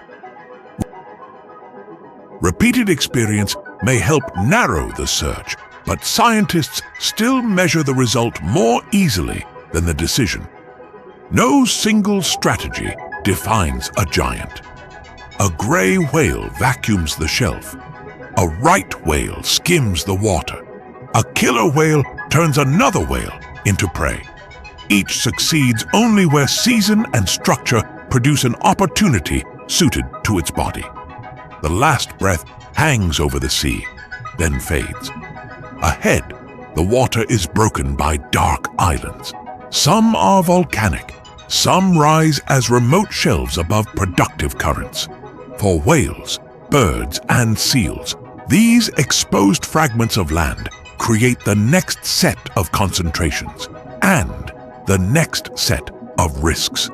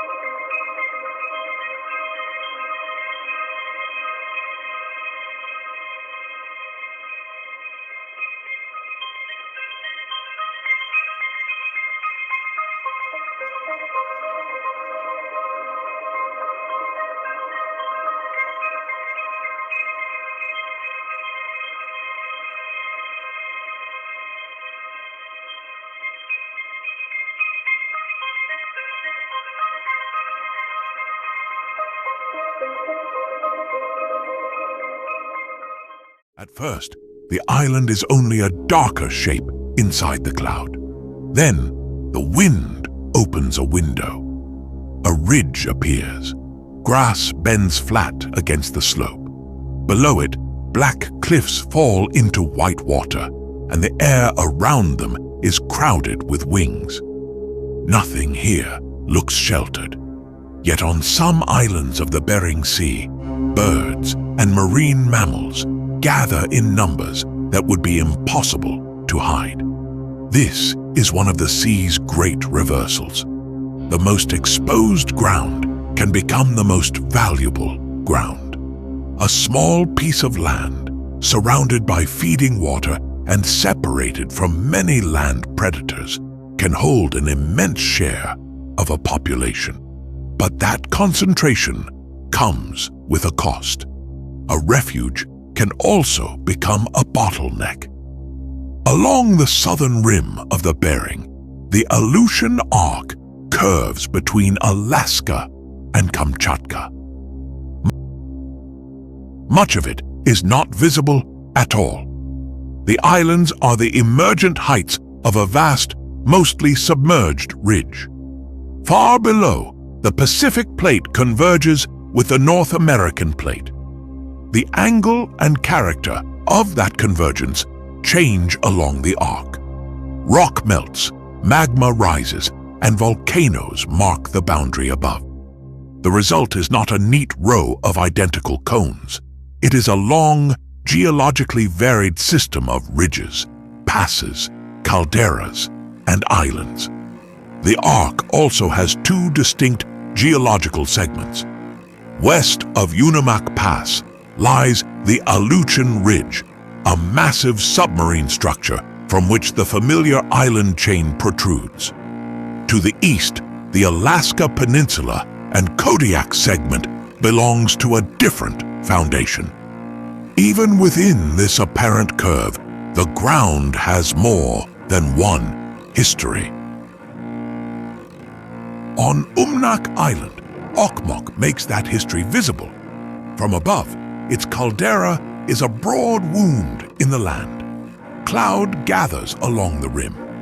Inside, younger cones and deposits record repeated episodes of construction and destruction. Okmok is one of the historically active volcanoes of the Alaska Aleutian Arc. Significant eruptions occurred in 1958, 1997, and 2008. Ash from the most recent of those events affected the region around Unalaska and Dutch Harbor. Imagine the island before an eruption. The surface may appear still. Instruments, however, can measure movement too small for the eye. Earthquakes beneath the volcano, changes in the shape of the ground, signs that magma is entering the system. Monitoring can reveal unrest. it cannot turn a volcano into a clock. That uncertainty matters. A geologic map records what previous eruptions left behind. It helps scientists ask what a future eruption might do. It is not a promise that the next event will repeat the last. Now, pull away from the caldera. The island becomes one green and black shape in an enormous field of blue. Cloud shadows cross the water. Passes break the arc into channels, and the sea moves through them. The visible land is only the narrow crest of a much larger boundary. The gaps matter to life as well as navigation. Currents squeezed through relatively narrow, shallow passes can generate local upwelling, fronts, and eddies. These processes mix nutrient-rich water toward the lighted surface and can concentrate prey. The effect is not identical at every pass. Transport can reverse and varies from weeks to years. But around some passages, physical convergence turns an opening between islands into a feeding zone. Not every island in the Bering Sea belongs to this volcanic chain. The Pribilof Islands, farther north, are a separate group and must not be folded into the Aleutians merely because both rise from the same sea. St. Matthew, St. Lawrence, and the many smaller islands of the shelf have their own settings and histories. What they share is exposure. Wind arrives with little to slow it. Waves work at the shore. Fog can erase the horizon. A nesting ledge may be only a few meters wide, but beyond it lies open water rich enough to support a city of birds. At the height of summer, a cliff can seem to breathe. Mooras stand shoulder to shoulder. Auklets disappear into rock.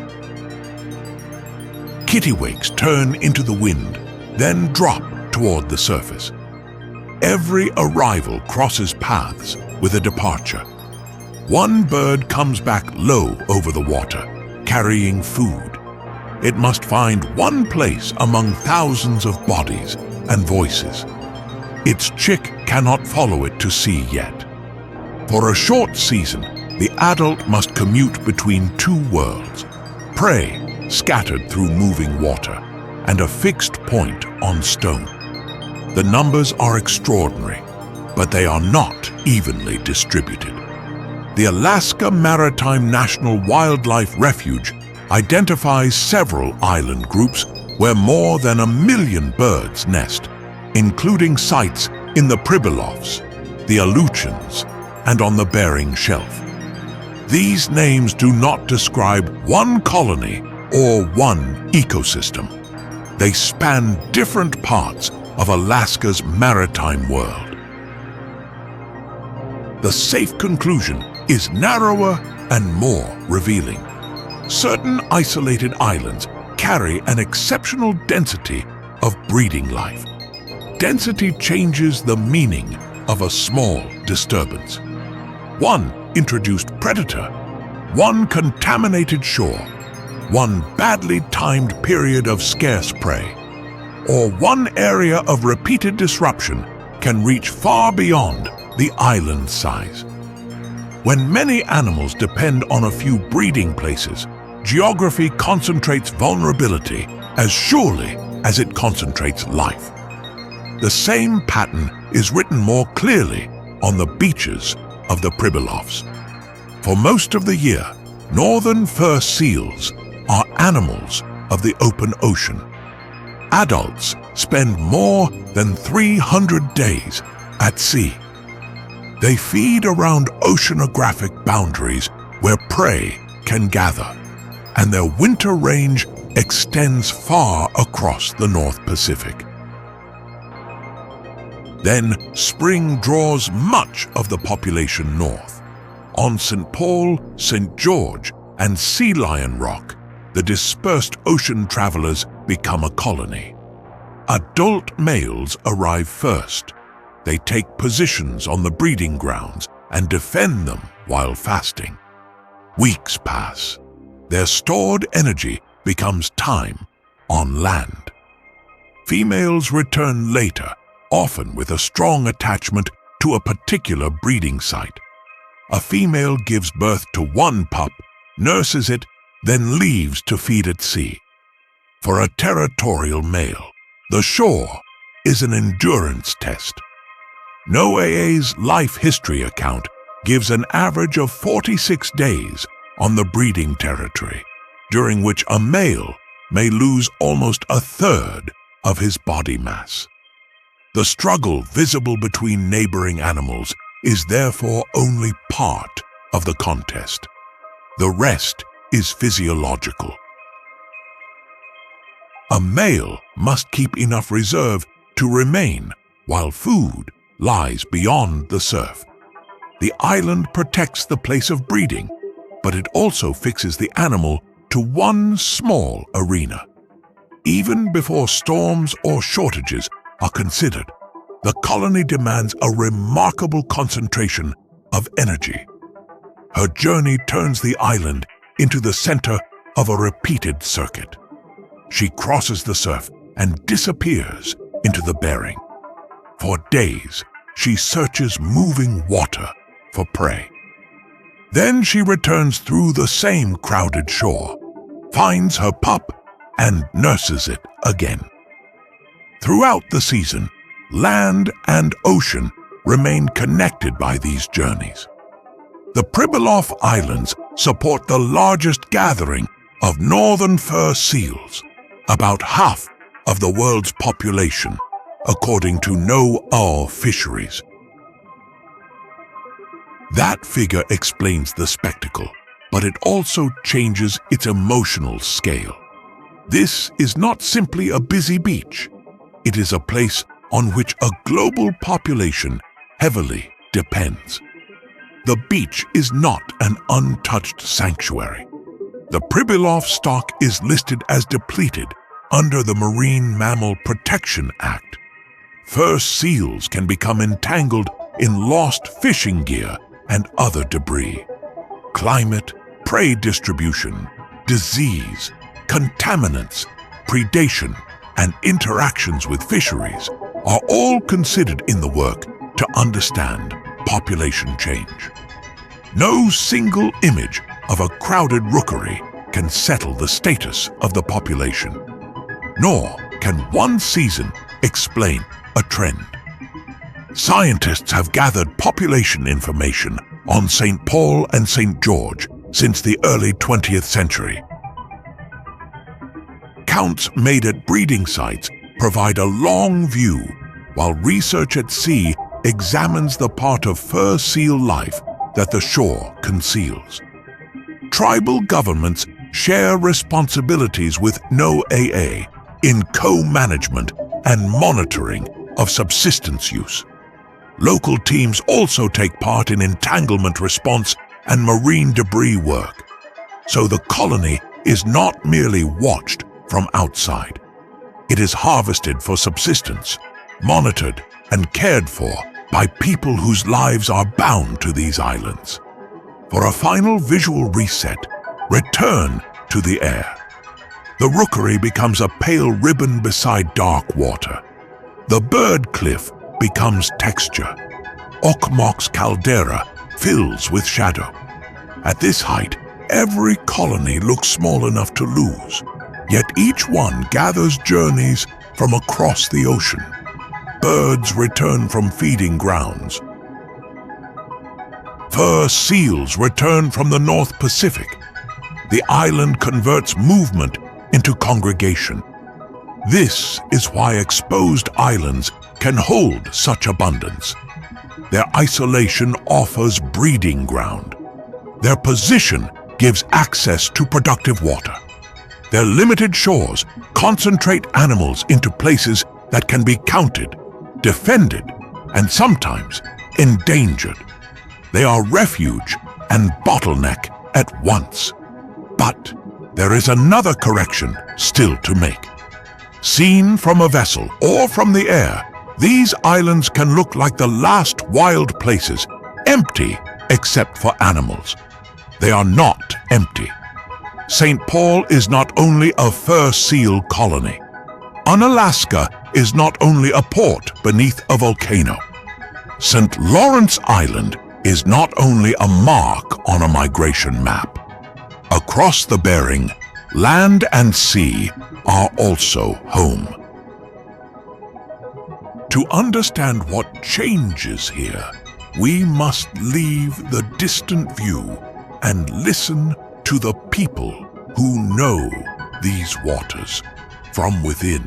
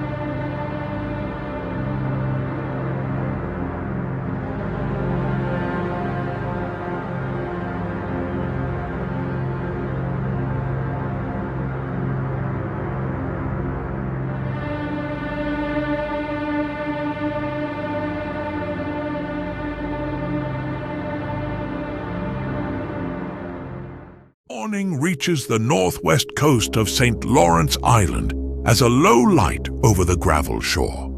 From Gambell, on the northwest cape of St. Lawrence Island, the horizon is not a boundary around an isolated settlement. It is a working field of weather, water, and movement. Wind changes what can be attempted. Ice changes where travel is possible. The arrival of animals changes what the day may provide. This is a St. Lawrence Island Yupik community in the middle of the Bering Sea. A National Park Service account published in 2013 describes motorboats and refrigeration alongside harvesting and sharing. Tools change. Teaching continues from one generation to the next. From far away, a map can make such a place look like an outpost at the edge of the world. That is the wrong center. For the people who live here, the sea is not the view beyond the village. It is homeland. That change in viewpoint transforms the story. The Bering Sea is often described through things that can be measured from outside: ice extent, bottom temperature, fish abundance, wind speed, catch. Each measurement is valuable. None is the whole sea. A person who travels these waters must read relationships, The color of the sky and the direction of the wind matter together. The state of the shore ice matters with the current beneath it. The presence of one animal may matter because of the absence, timing, or condition of another. Knowledge built this way remains active. It is used now, tested now, and extended now. Across the region, indigenous knowledge belongs to living systems of food, governance, observation, culture, and science.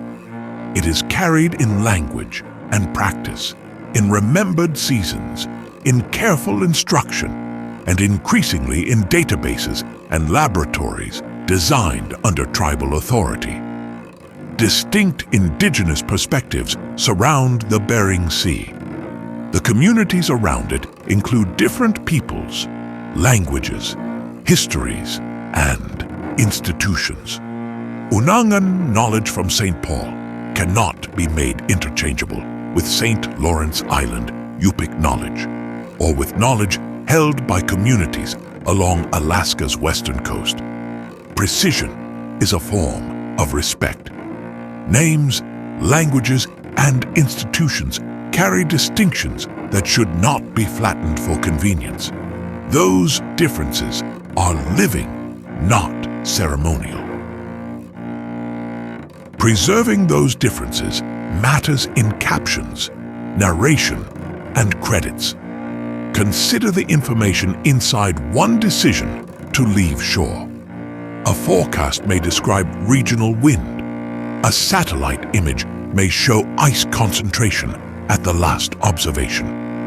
Neither can replace what is visible at the launch place now, the way a lead has opened, the current running through it, the route by which conditions have changed before.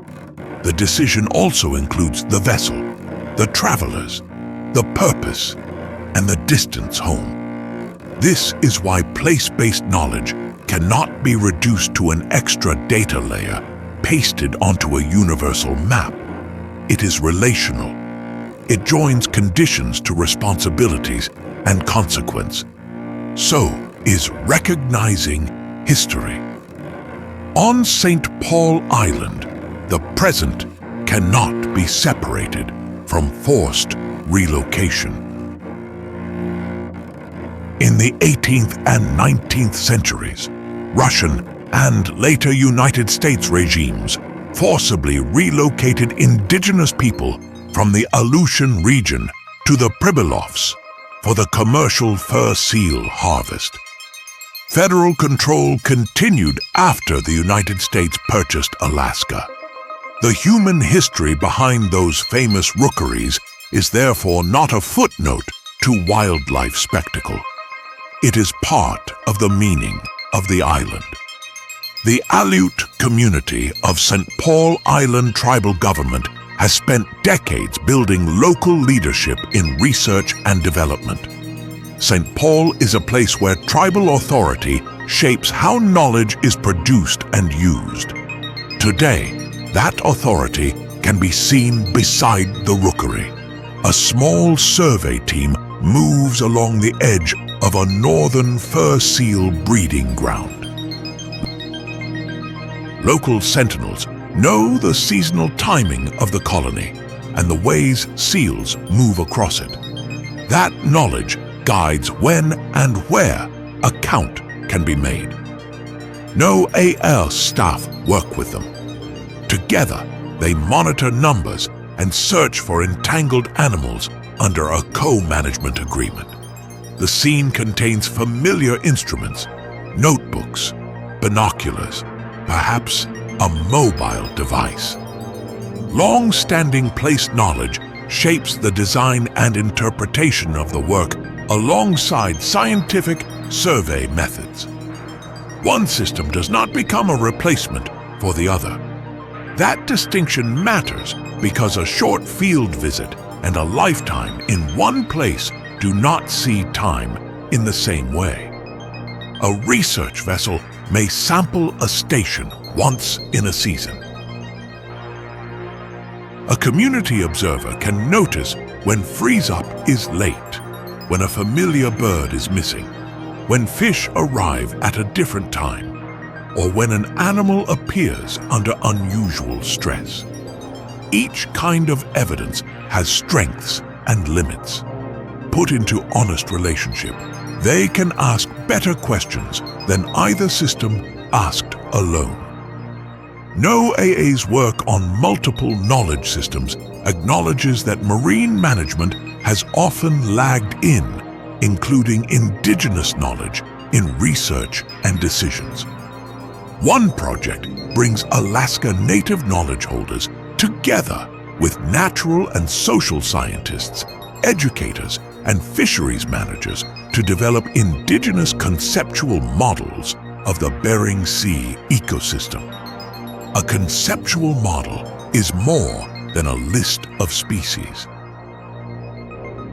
It represents connections, what influences what, where people enter the system, and which changes carry consequences through food, culture, and community. Different models need not be flattened into one diagram before they are useful. Subsistence makes those connections immediate. The word can sound narrow, as if it means only calories taken outside a market. In coastal Alaska, NOAA describes subsistence fishing as important for food, community, culture, and tradition. At Gamble, an older National Park Service account records the continuing importance of marine mammal harvest and sharing, alongside the modern technologies used to travel and preserve food. Harvest is present-day work, subject to present-day conditions, regulations, costs, and risks. When an animal's route changes, the consequence reaches beyond biology. Access can change. Teaching can change. Food security can change. On St. Paul, that connection now reaches into an island laboratory. The Braided Food Security Project was created under tribal leadership to strengthen community control over food safety decisions. Harvesters can donate tissue from fish, seals, seabirds, and other foods. Instead of every sample leaving the island for distant analysis, trained tribal staff at the Bering Sea Research Center can process and test material locally. Picture one sample moving through that system. It begins not as anonymous tissue, but as part of a harvested animal and a relationship. It is labeled and prepared. An instrument measures mercury. The result enters a community-controlled system. Then it must be interpreted and reported in a form that helps harvesters and families make decisions. The value lies not only in faster analysis, authority over the question, the data, and the explanation remains close to the people whose food is being studied.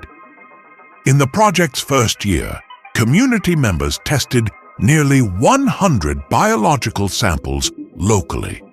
That number describes an early program, not a final verdict on food safety. There are also no current Alaska guidelines for mercury levels in marine mammals. Results must therefore be placed in context, not converted into a simple safe or dangerous label.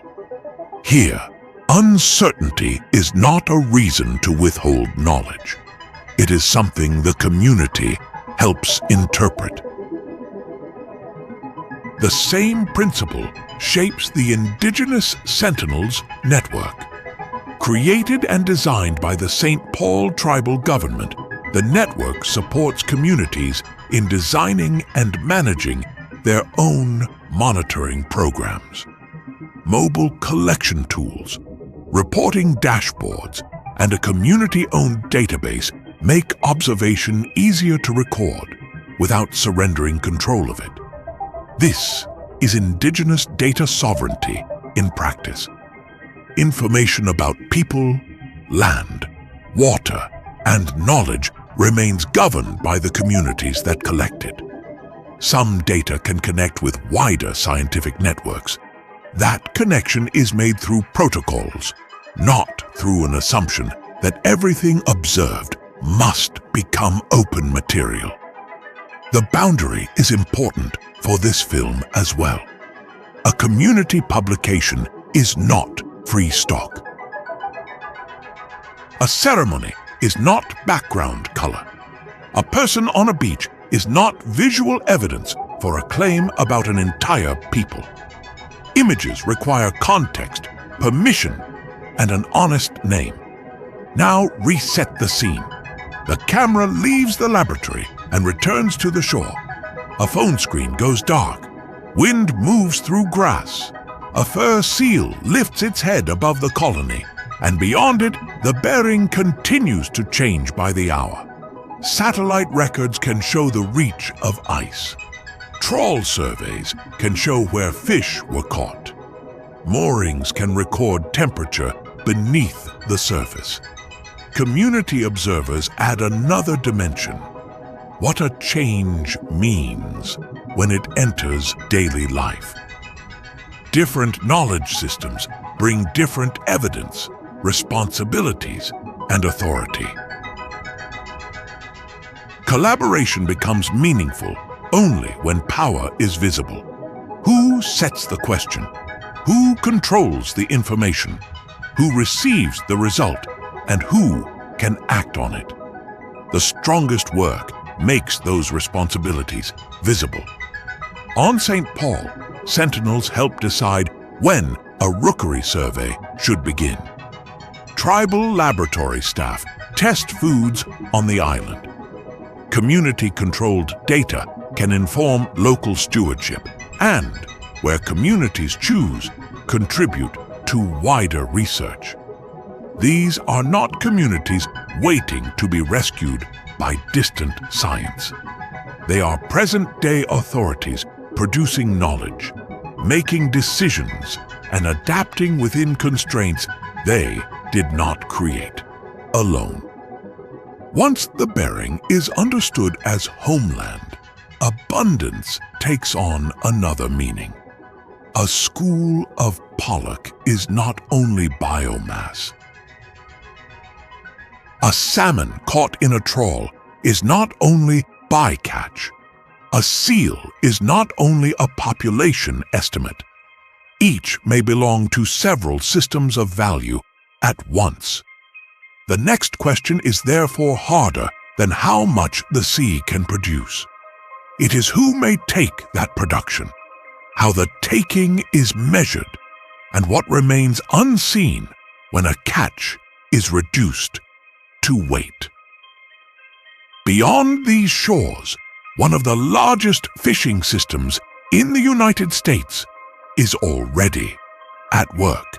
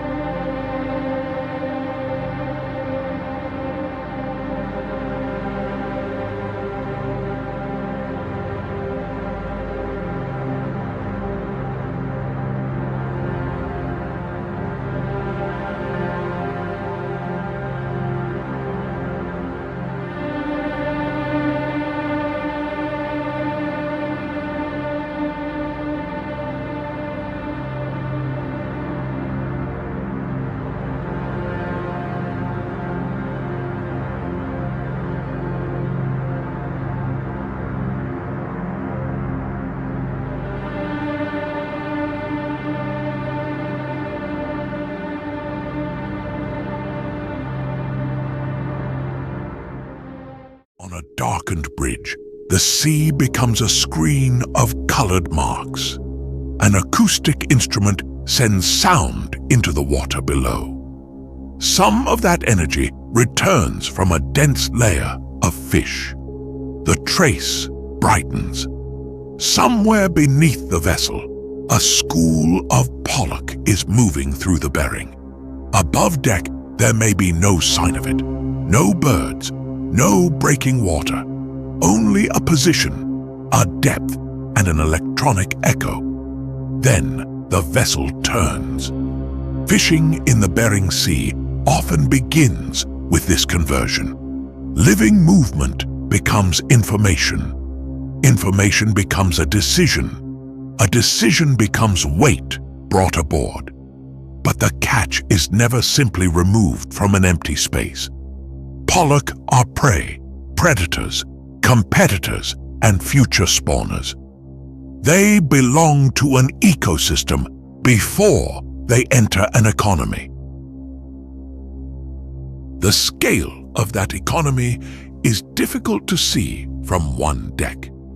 NOAA describes the eastern Bering Sea as supporting more than 40% of annual United States commercial fishery landings by volume. It describes weight landed, not 40% of every species, every fishing job, or every dollar.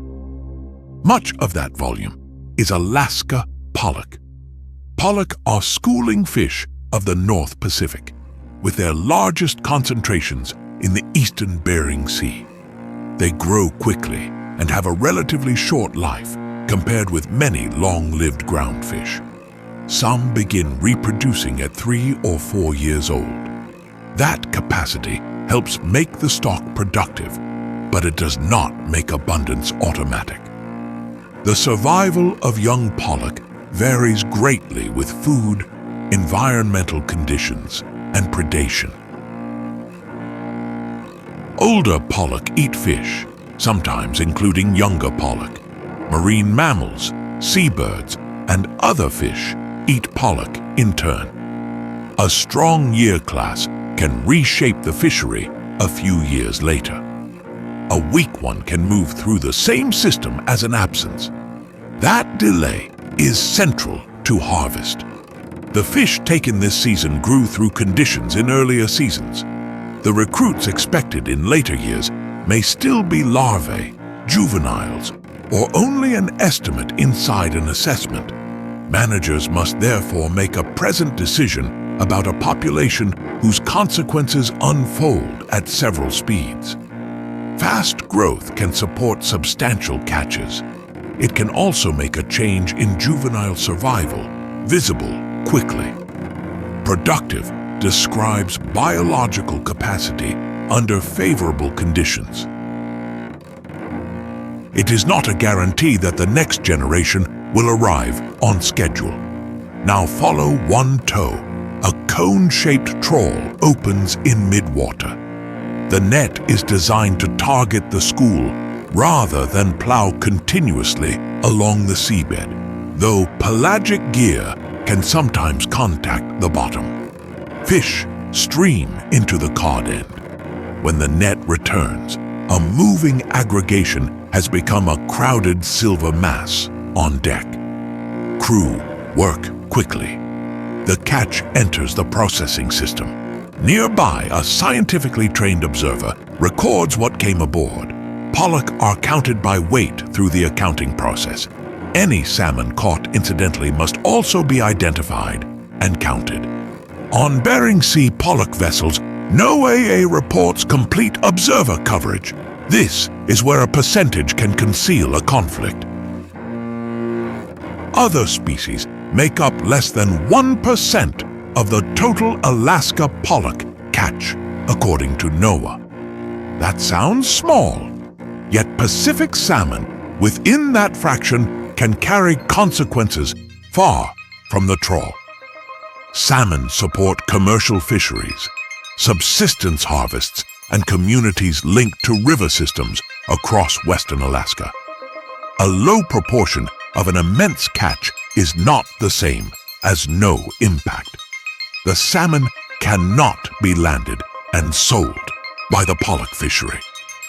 Observer records feed a system designed to limit and avoid bycatch. Fishing areas can be closed around bycatch hotspots. The industry has tested devices intended to let salmon escape from trawls. The Council has changed incentives and programs over time to reduce Chinook and chum salmon bycatch. Still, counting an animal after it enters the net does not undo the encounter. A performance threshold answers one management question, not every question of consequence. Annual salmon performance reports organize catches and thresholds by pollock sector. A published figure can show whether a fleet stayed below a particular line, but the table must be read with its reporting date. A blank current year cell is not evidence of compliance. These figures do not, by themselves, say which river a salmon was trying to reach or what its absence means there. Management begins before the net enters the water. Each year, survey vessels cross the shelf. Acoustic instruments estimate where pollock are distributed in the water column. Pelagic and bottom trawls sample fish. Scientists examine number, location, and age, then combine survey results with information from the commercial fishery and its observers. This is sampling, not a census of every fish. The sea is too large and the population too mobile for that. Models connect the observations, biology, and catch history. Their outputs include uncertainty because the future survival of young fish, the movement of schools, and the state of the ecosystem cannot be known exactly. The evidence enters a sequence of limits. For federally managed groundfish, scientists estimate an overfishing limit. The acceptable biological catch must remain below that ceiling. The total allowable catch set through the Council process cannot exceed the scientific limits. Allocation then determines how that catch is divided among sectors and programs. Those terms can sound like layers of bureaucracy. The structure prevents total allowable catch from exceeding the scientific limits. Buffers may be introduced between stages, creating space between biological possibility and fishing pressure. For 2026 and 2027, the North Pacific Fishery Management Council recommended specifications for groundfish in the Bering Sea and Aleutian Islands and in the Gulf of Alaska. Its Scientific and Statistical Committee reviewed stock information, recent catch, ecosystem status, and the 2025 bottom trawl surveys. The process also exposed a limit in the evidence. Some stock assessments planned for 2025 were not completed during the United States government shutdown.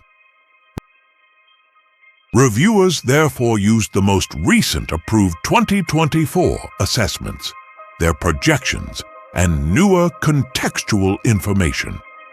They concluded that none of the reviewed groundfish stocks was overfished in 2024, and that overfishing was not occurring in 2024 or 2025. That conclusion is specific to those stocks and years. It should not be stretched into a certificate for the whole ecosystem. Not overfished has a defined management meaning.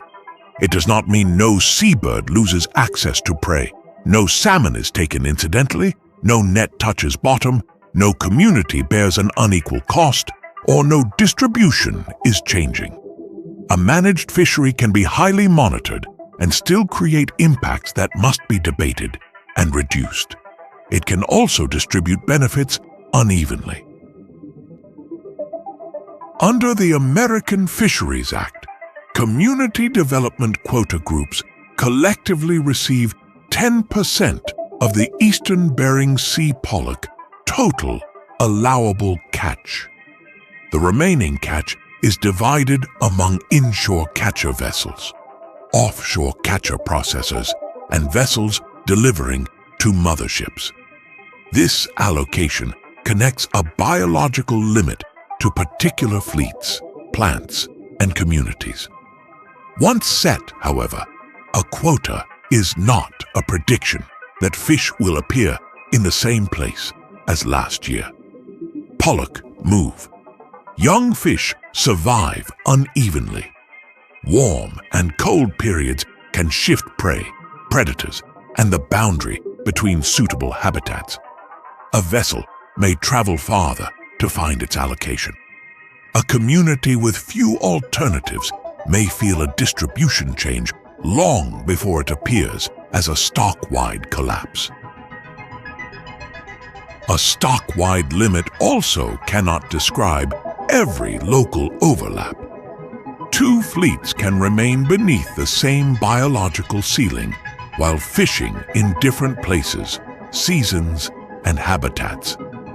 The effect on a nearby colony, a salmon migration corridor, or a community's access may therefore depend on where effort falls, not only on the annual total. Spatial closures and bycatch avoidance rules exist because the geography of fishing matters. The tonnage at the end of the year is essential, but it is only one dimension of pressure. Now leave the deck and look down from above. The trawler becomes a white line crossing dark water. A survey grid overlays the shelf. On another screen, catch accumulates against a limit. The fish themselves remain a shifting three-dimensional population between surface and seabed. This is the central difficulty of harvest in the Bering. Management must translate a moving ecosystem into decisions firm enough to enforce, yet flexible enough to change when the evidence changes. The feedback loop is substantial. Observers record catch and bycatch. Surveys estimate abundance and distribution. Assessments interpret those observations. Scientific reviewers set biological ceilings. The Council recommends catch specifications. NOAA publishes and enforces federal rules. New catches then become evidence for the next cycle. But a feedback loop is only as strong as its observations, assumptions, and willingness to respond. A missing survey, an incomplete assessment, an unexpected heat wave, or a change outside the sampled area can widen uncertainty. Long records help. They do not abolish surprise. Snow crab made that truth visible. After the eastern Bering population fell abruptly, the Alaska snow crab fishery was closed in 2022 for the first time. The closure could limit further harvest. It could not reverse the conditions that produced the collapse. The biological mechanism belongs to the next chapter. This is what it means to distinguish management from an impact-free sea. Rules can constrain extraction. Monitoring can reveal change. Co-management and public process can bring different knowledge and interests into decisions. None of them controls the winds, the ice, the metabolism of a crab, or the route of a salmon. The aim is not to prove that harvest and abundance can never coexist. The Bering has supported both for generations. The harder task is to keep testing whether the timing, location, and scale of removal still fit the biological engine that makes a catch possible. And that engine is changing. The next chapter begins not with another fleet, but with a missing platform. When winter ice arrives later, retreats sooner or covers less ground, the change does not stay at the surface. It moves through temperature, prey, migration, and risk, and back into every decision made on shore and at sea.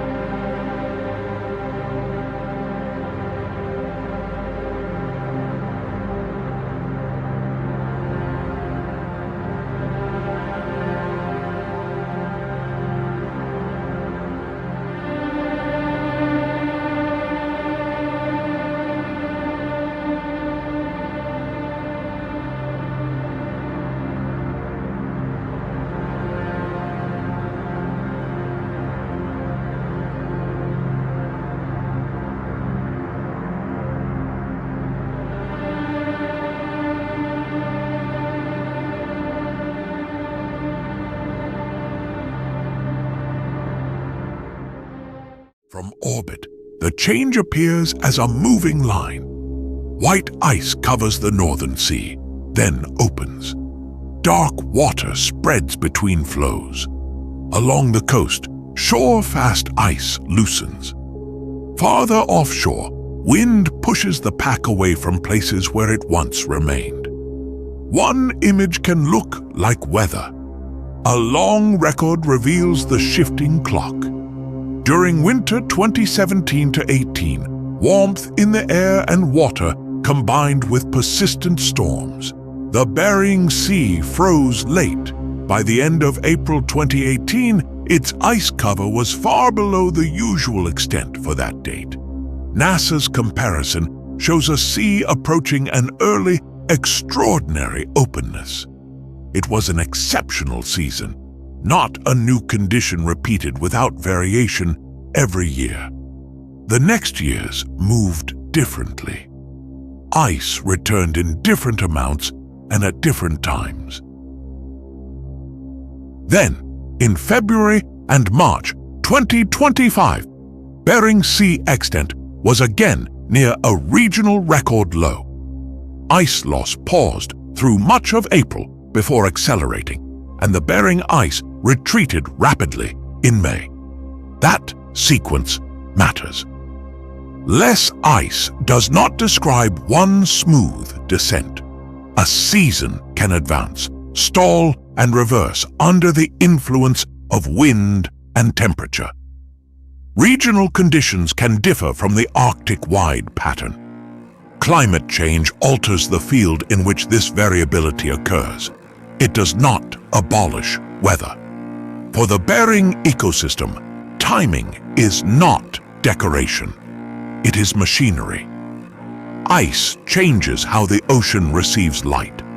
Its formation and melt help shape the cold water that remains near the eastern shelf floor. The position and timing of retreat influence which bloom pathway develops, where organic material is consumed, and how much reaches the benthic community below. Move the clock, and relationships can lose their alignment. A bloom may develop under different light and mixing conditions. Zooplankton may meet it at a different stage. Fish may find prey in another place. None of those outcomes follows from ice alone. Winds, currents, nutrients, temperature, grazing, and species interactions still matter. The change is powerful precisely because it enters a system already made of many moving parts. In the U.S. portions of the northern Bering and Chukchi Seas, NOAA has examined one result: borealization. The term describes the increasing presence or influence of species associated with waters farther south as conditions warm. It is not a simple march in which every southern species advances and every Arctic species disappears. Researchers combined 21 years of observations from 2002 to 2022, drawing on 7,560 samples and modeling 27 species groups. The results were mixed. That long view does two jobs. It makes a sustained redistribution easier to detect, and it exposes how much individual years can depart from a trend. A single warm survey may find a southern species unusually far north. That is an observation, not yet proof of a lasting range change. Repeated samples can show whether the pattern persists, while models estimate what happened between stations and years. Even then, confidence ranges and sparse records remain part of the result. The evidence becomes stronger through repetition, not through removing its uncertainty. In the northern Bering, saffron cod declined. Arctic cod remained low after an unusually high first survey year, a detail that weakens any simple trend line. Yellowfin sole increased slightly. Pollock and Pacific cod increased into the warm late 2010s, then declined as temperatures moderated. Several seafloor groups showed no overall change. Across both study regions, roughly 1/3 of the boreal groups examined increased, while another third had recent unusually high years. About 1/3 of the Arctic groups declined. That pattern is consistent with borealization, but it is not uniform replacement. This is the uncertainty boundary the images must preserve. A map of northward movement can show a measured redistribution. It cannot show the inevitable future of every species. Now, return to the eastern shelf and to an animal built for cold bottom water. During the 2018 and 2019 marine heatwave, snow crabs faced warmer conditions while their population density was high. Juvenile energy reserves fell. Research now indicates that increased metabolic demand and competition for food created severe energetic limits, contributing to the collapse that followed. The mechanism is more precise than saying warm water simply killed the crabs. Crabs use energy to live and to molt. As water warms, those demands rise. When many crabs occupy a reduced area of suitable habitat, food must support more metabolism in less space. The animals can remain within temperatures they can briefly tolerate and still run short of the energy needed to survive. On the deck of a survey vessel, a scientist lifts the shell from a juvenile crab. Inside is the hepatopancreas, an organ that stores fat and performs functions similar to a liver and pancreas. A small sample can reveal the animal's energetic condition. Researchers validated a rapid measure based on this organ, creating an indicator that can be collected during annual surveys and communicated to managers. It is a way to look for stress before abundance alone tells the full story. And the 2025 study contains more than collapse. After the heatwave, energetic condition rebounded. Stronger recruitment and increasing abundance were observed from 2021 through 2024. These are signs of initial recovery, not a declaration that the stock is restored. Future recruitment still depends on cold conditions that support energy reserves and juvenile survival. Another marine heatwave remains a risk. Recovery and vulnerability can exist at the same time. So can gain and loss. Open water may extend a feeding opportunity for one predator while removing resting habitat from an ice-associated seal. A warmer bottom may admit a fish once held south by the cold pool while increasing the cost of living for a cold-adapted invertebrate. The correct unit of change is not the ecosystem rising or falling as one number. It is a web of responses occurring at different, sometimes opposing rates. That is a more honest ending for the Bering Sea than a procession of losses. Some species shift, some indicators recover, some relationships weaken while others strengthen. A productive system does not vanish in one cut. It is rearranged through seasons, places, and food webs. Visualize the record once more. Satellite maps advance year by year. Survey points appear across the shelf. A community observer logs a late freeze-up. A tribal laboratory returns a food safety result. An acoustic transect finds fish in a new place. A council document changes a catch limit. These actions are not one unified solution. They are distinct forms of observation and decision. Indigenous-led monitoring answers community priorities and remains governed by communities. Fisheries science estimates populations and mechanisms. Management sets enforceable limits amid competing needs. Each sees part of the moving system. Each also carries its own authority and limits. No institution can order the ice to return. Observation can, however, make change harder to ignore and responses less blind.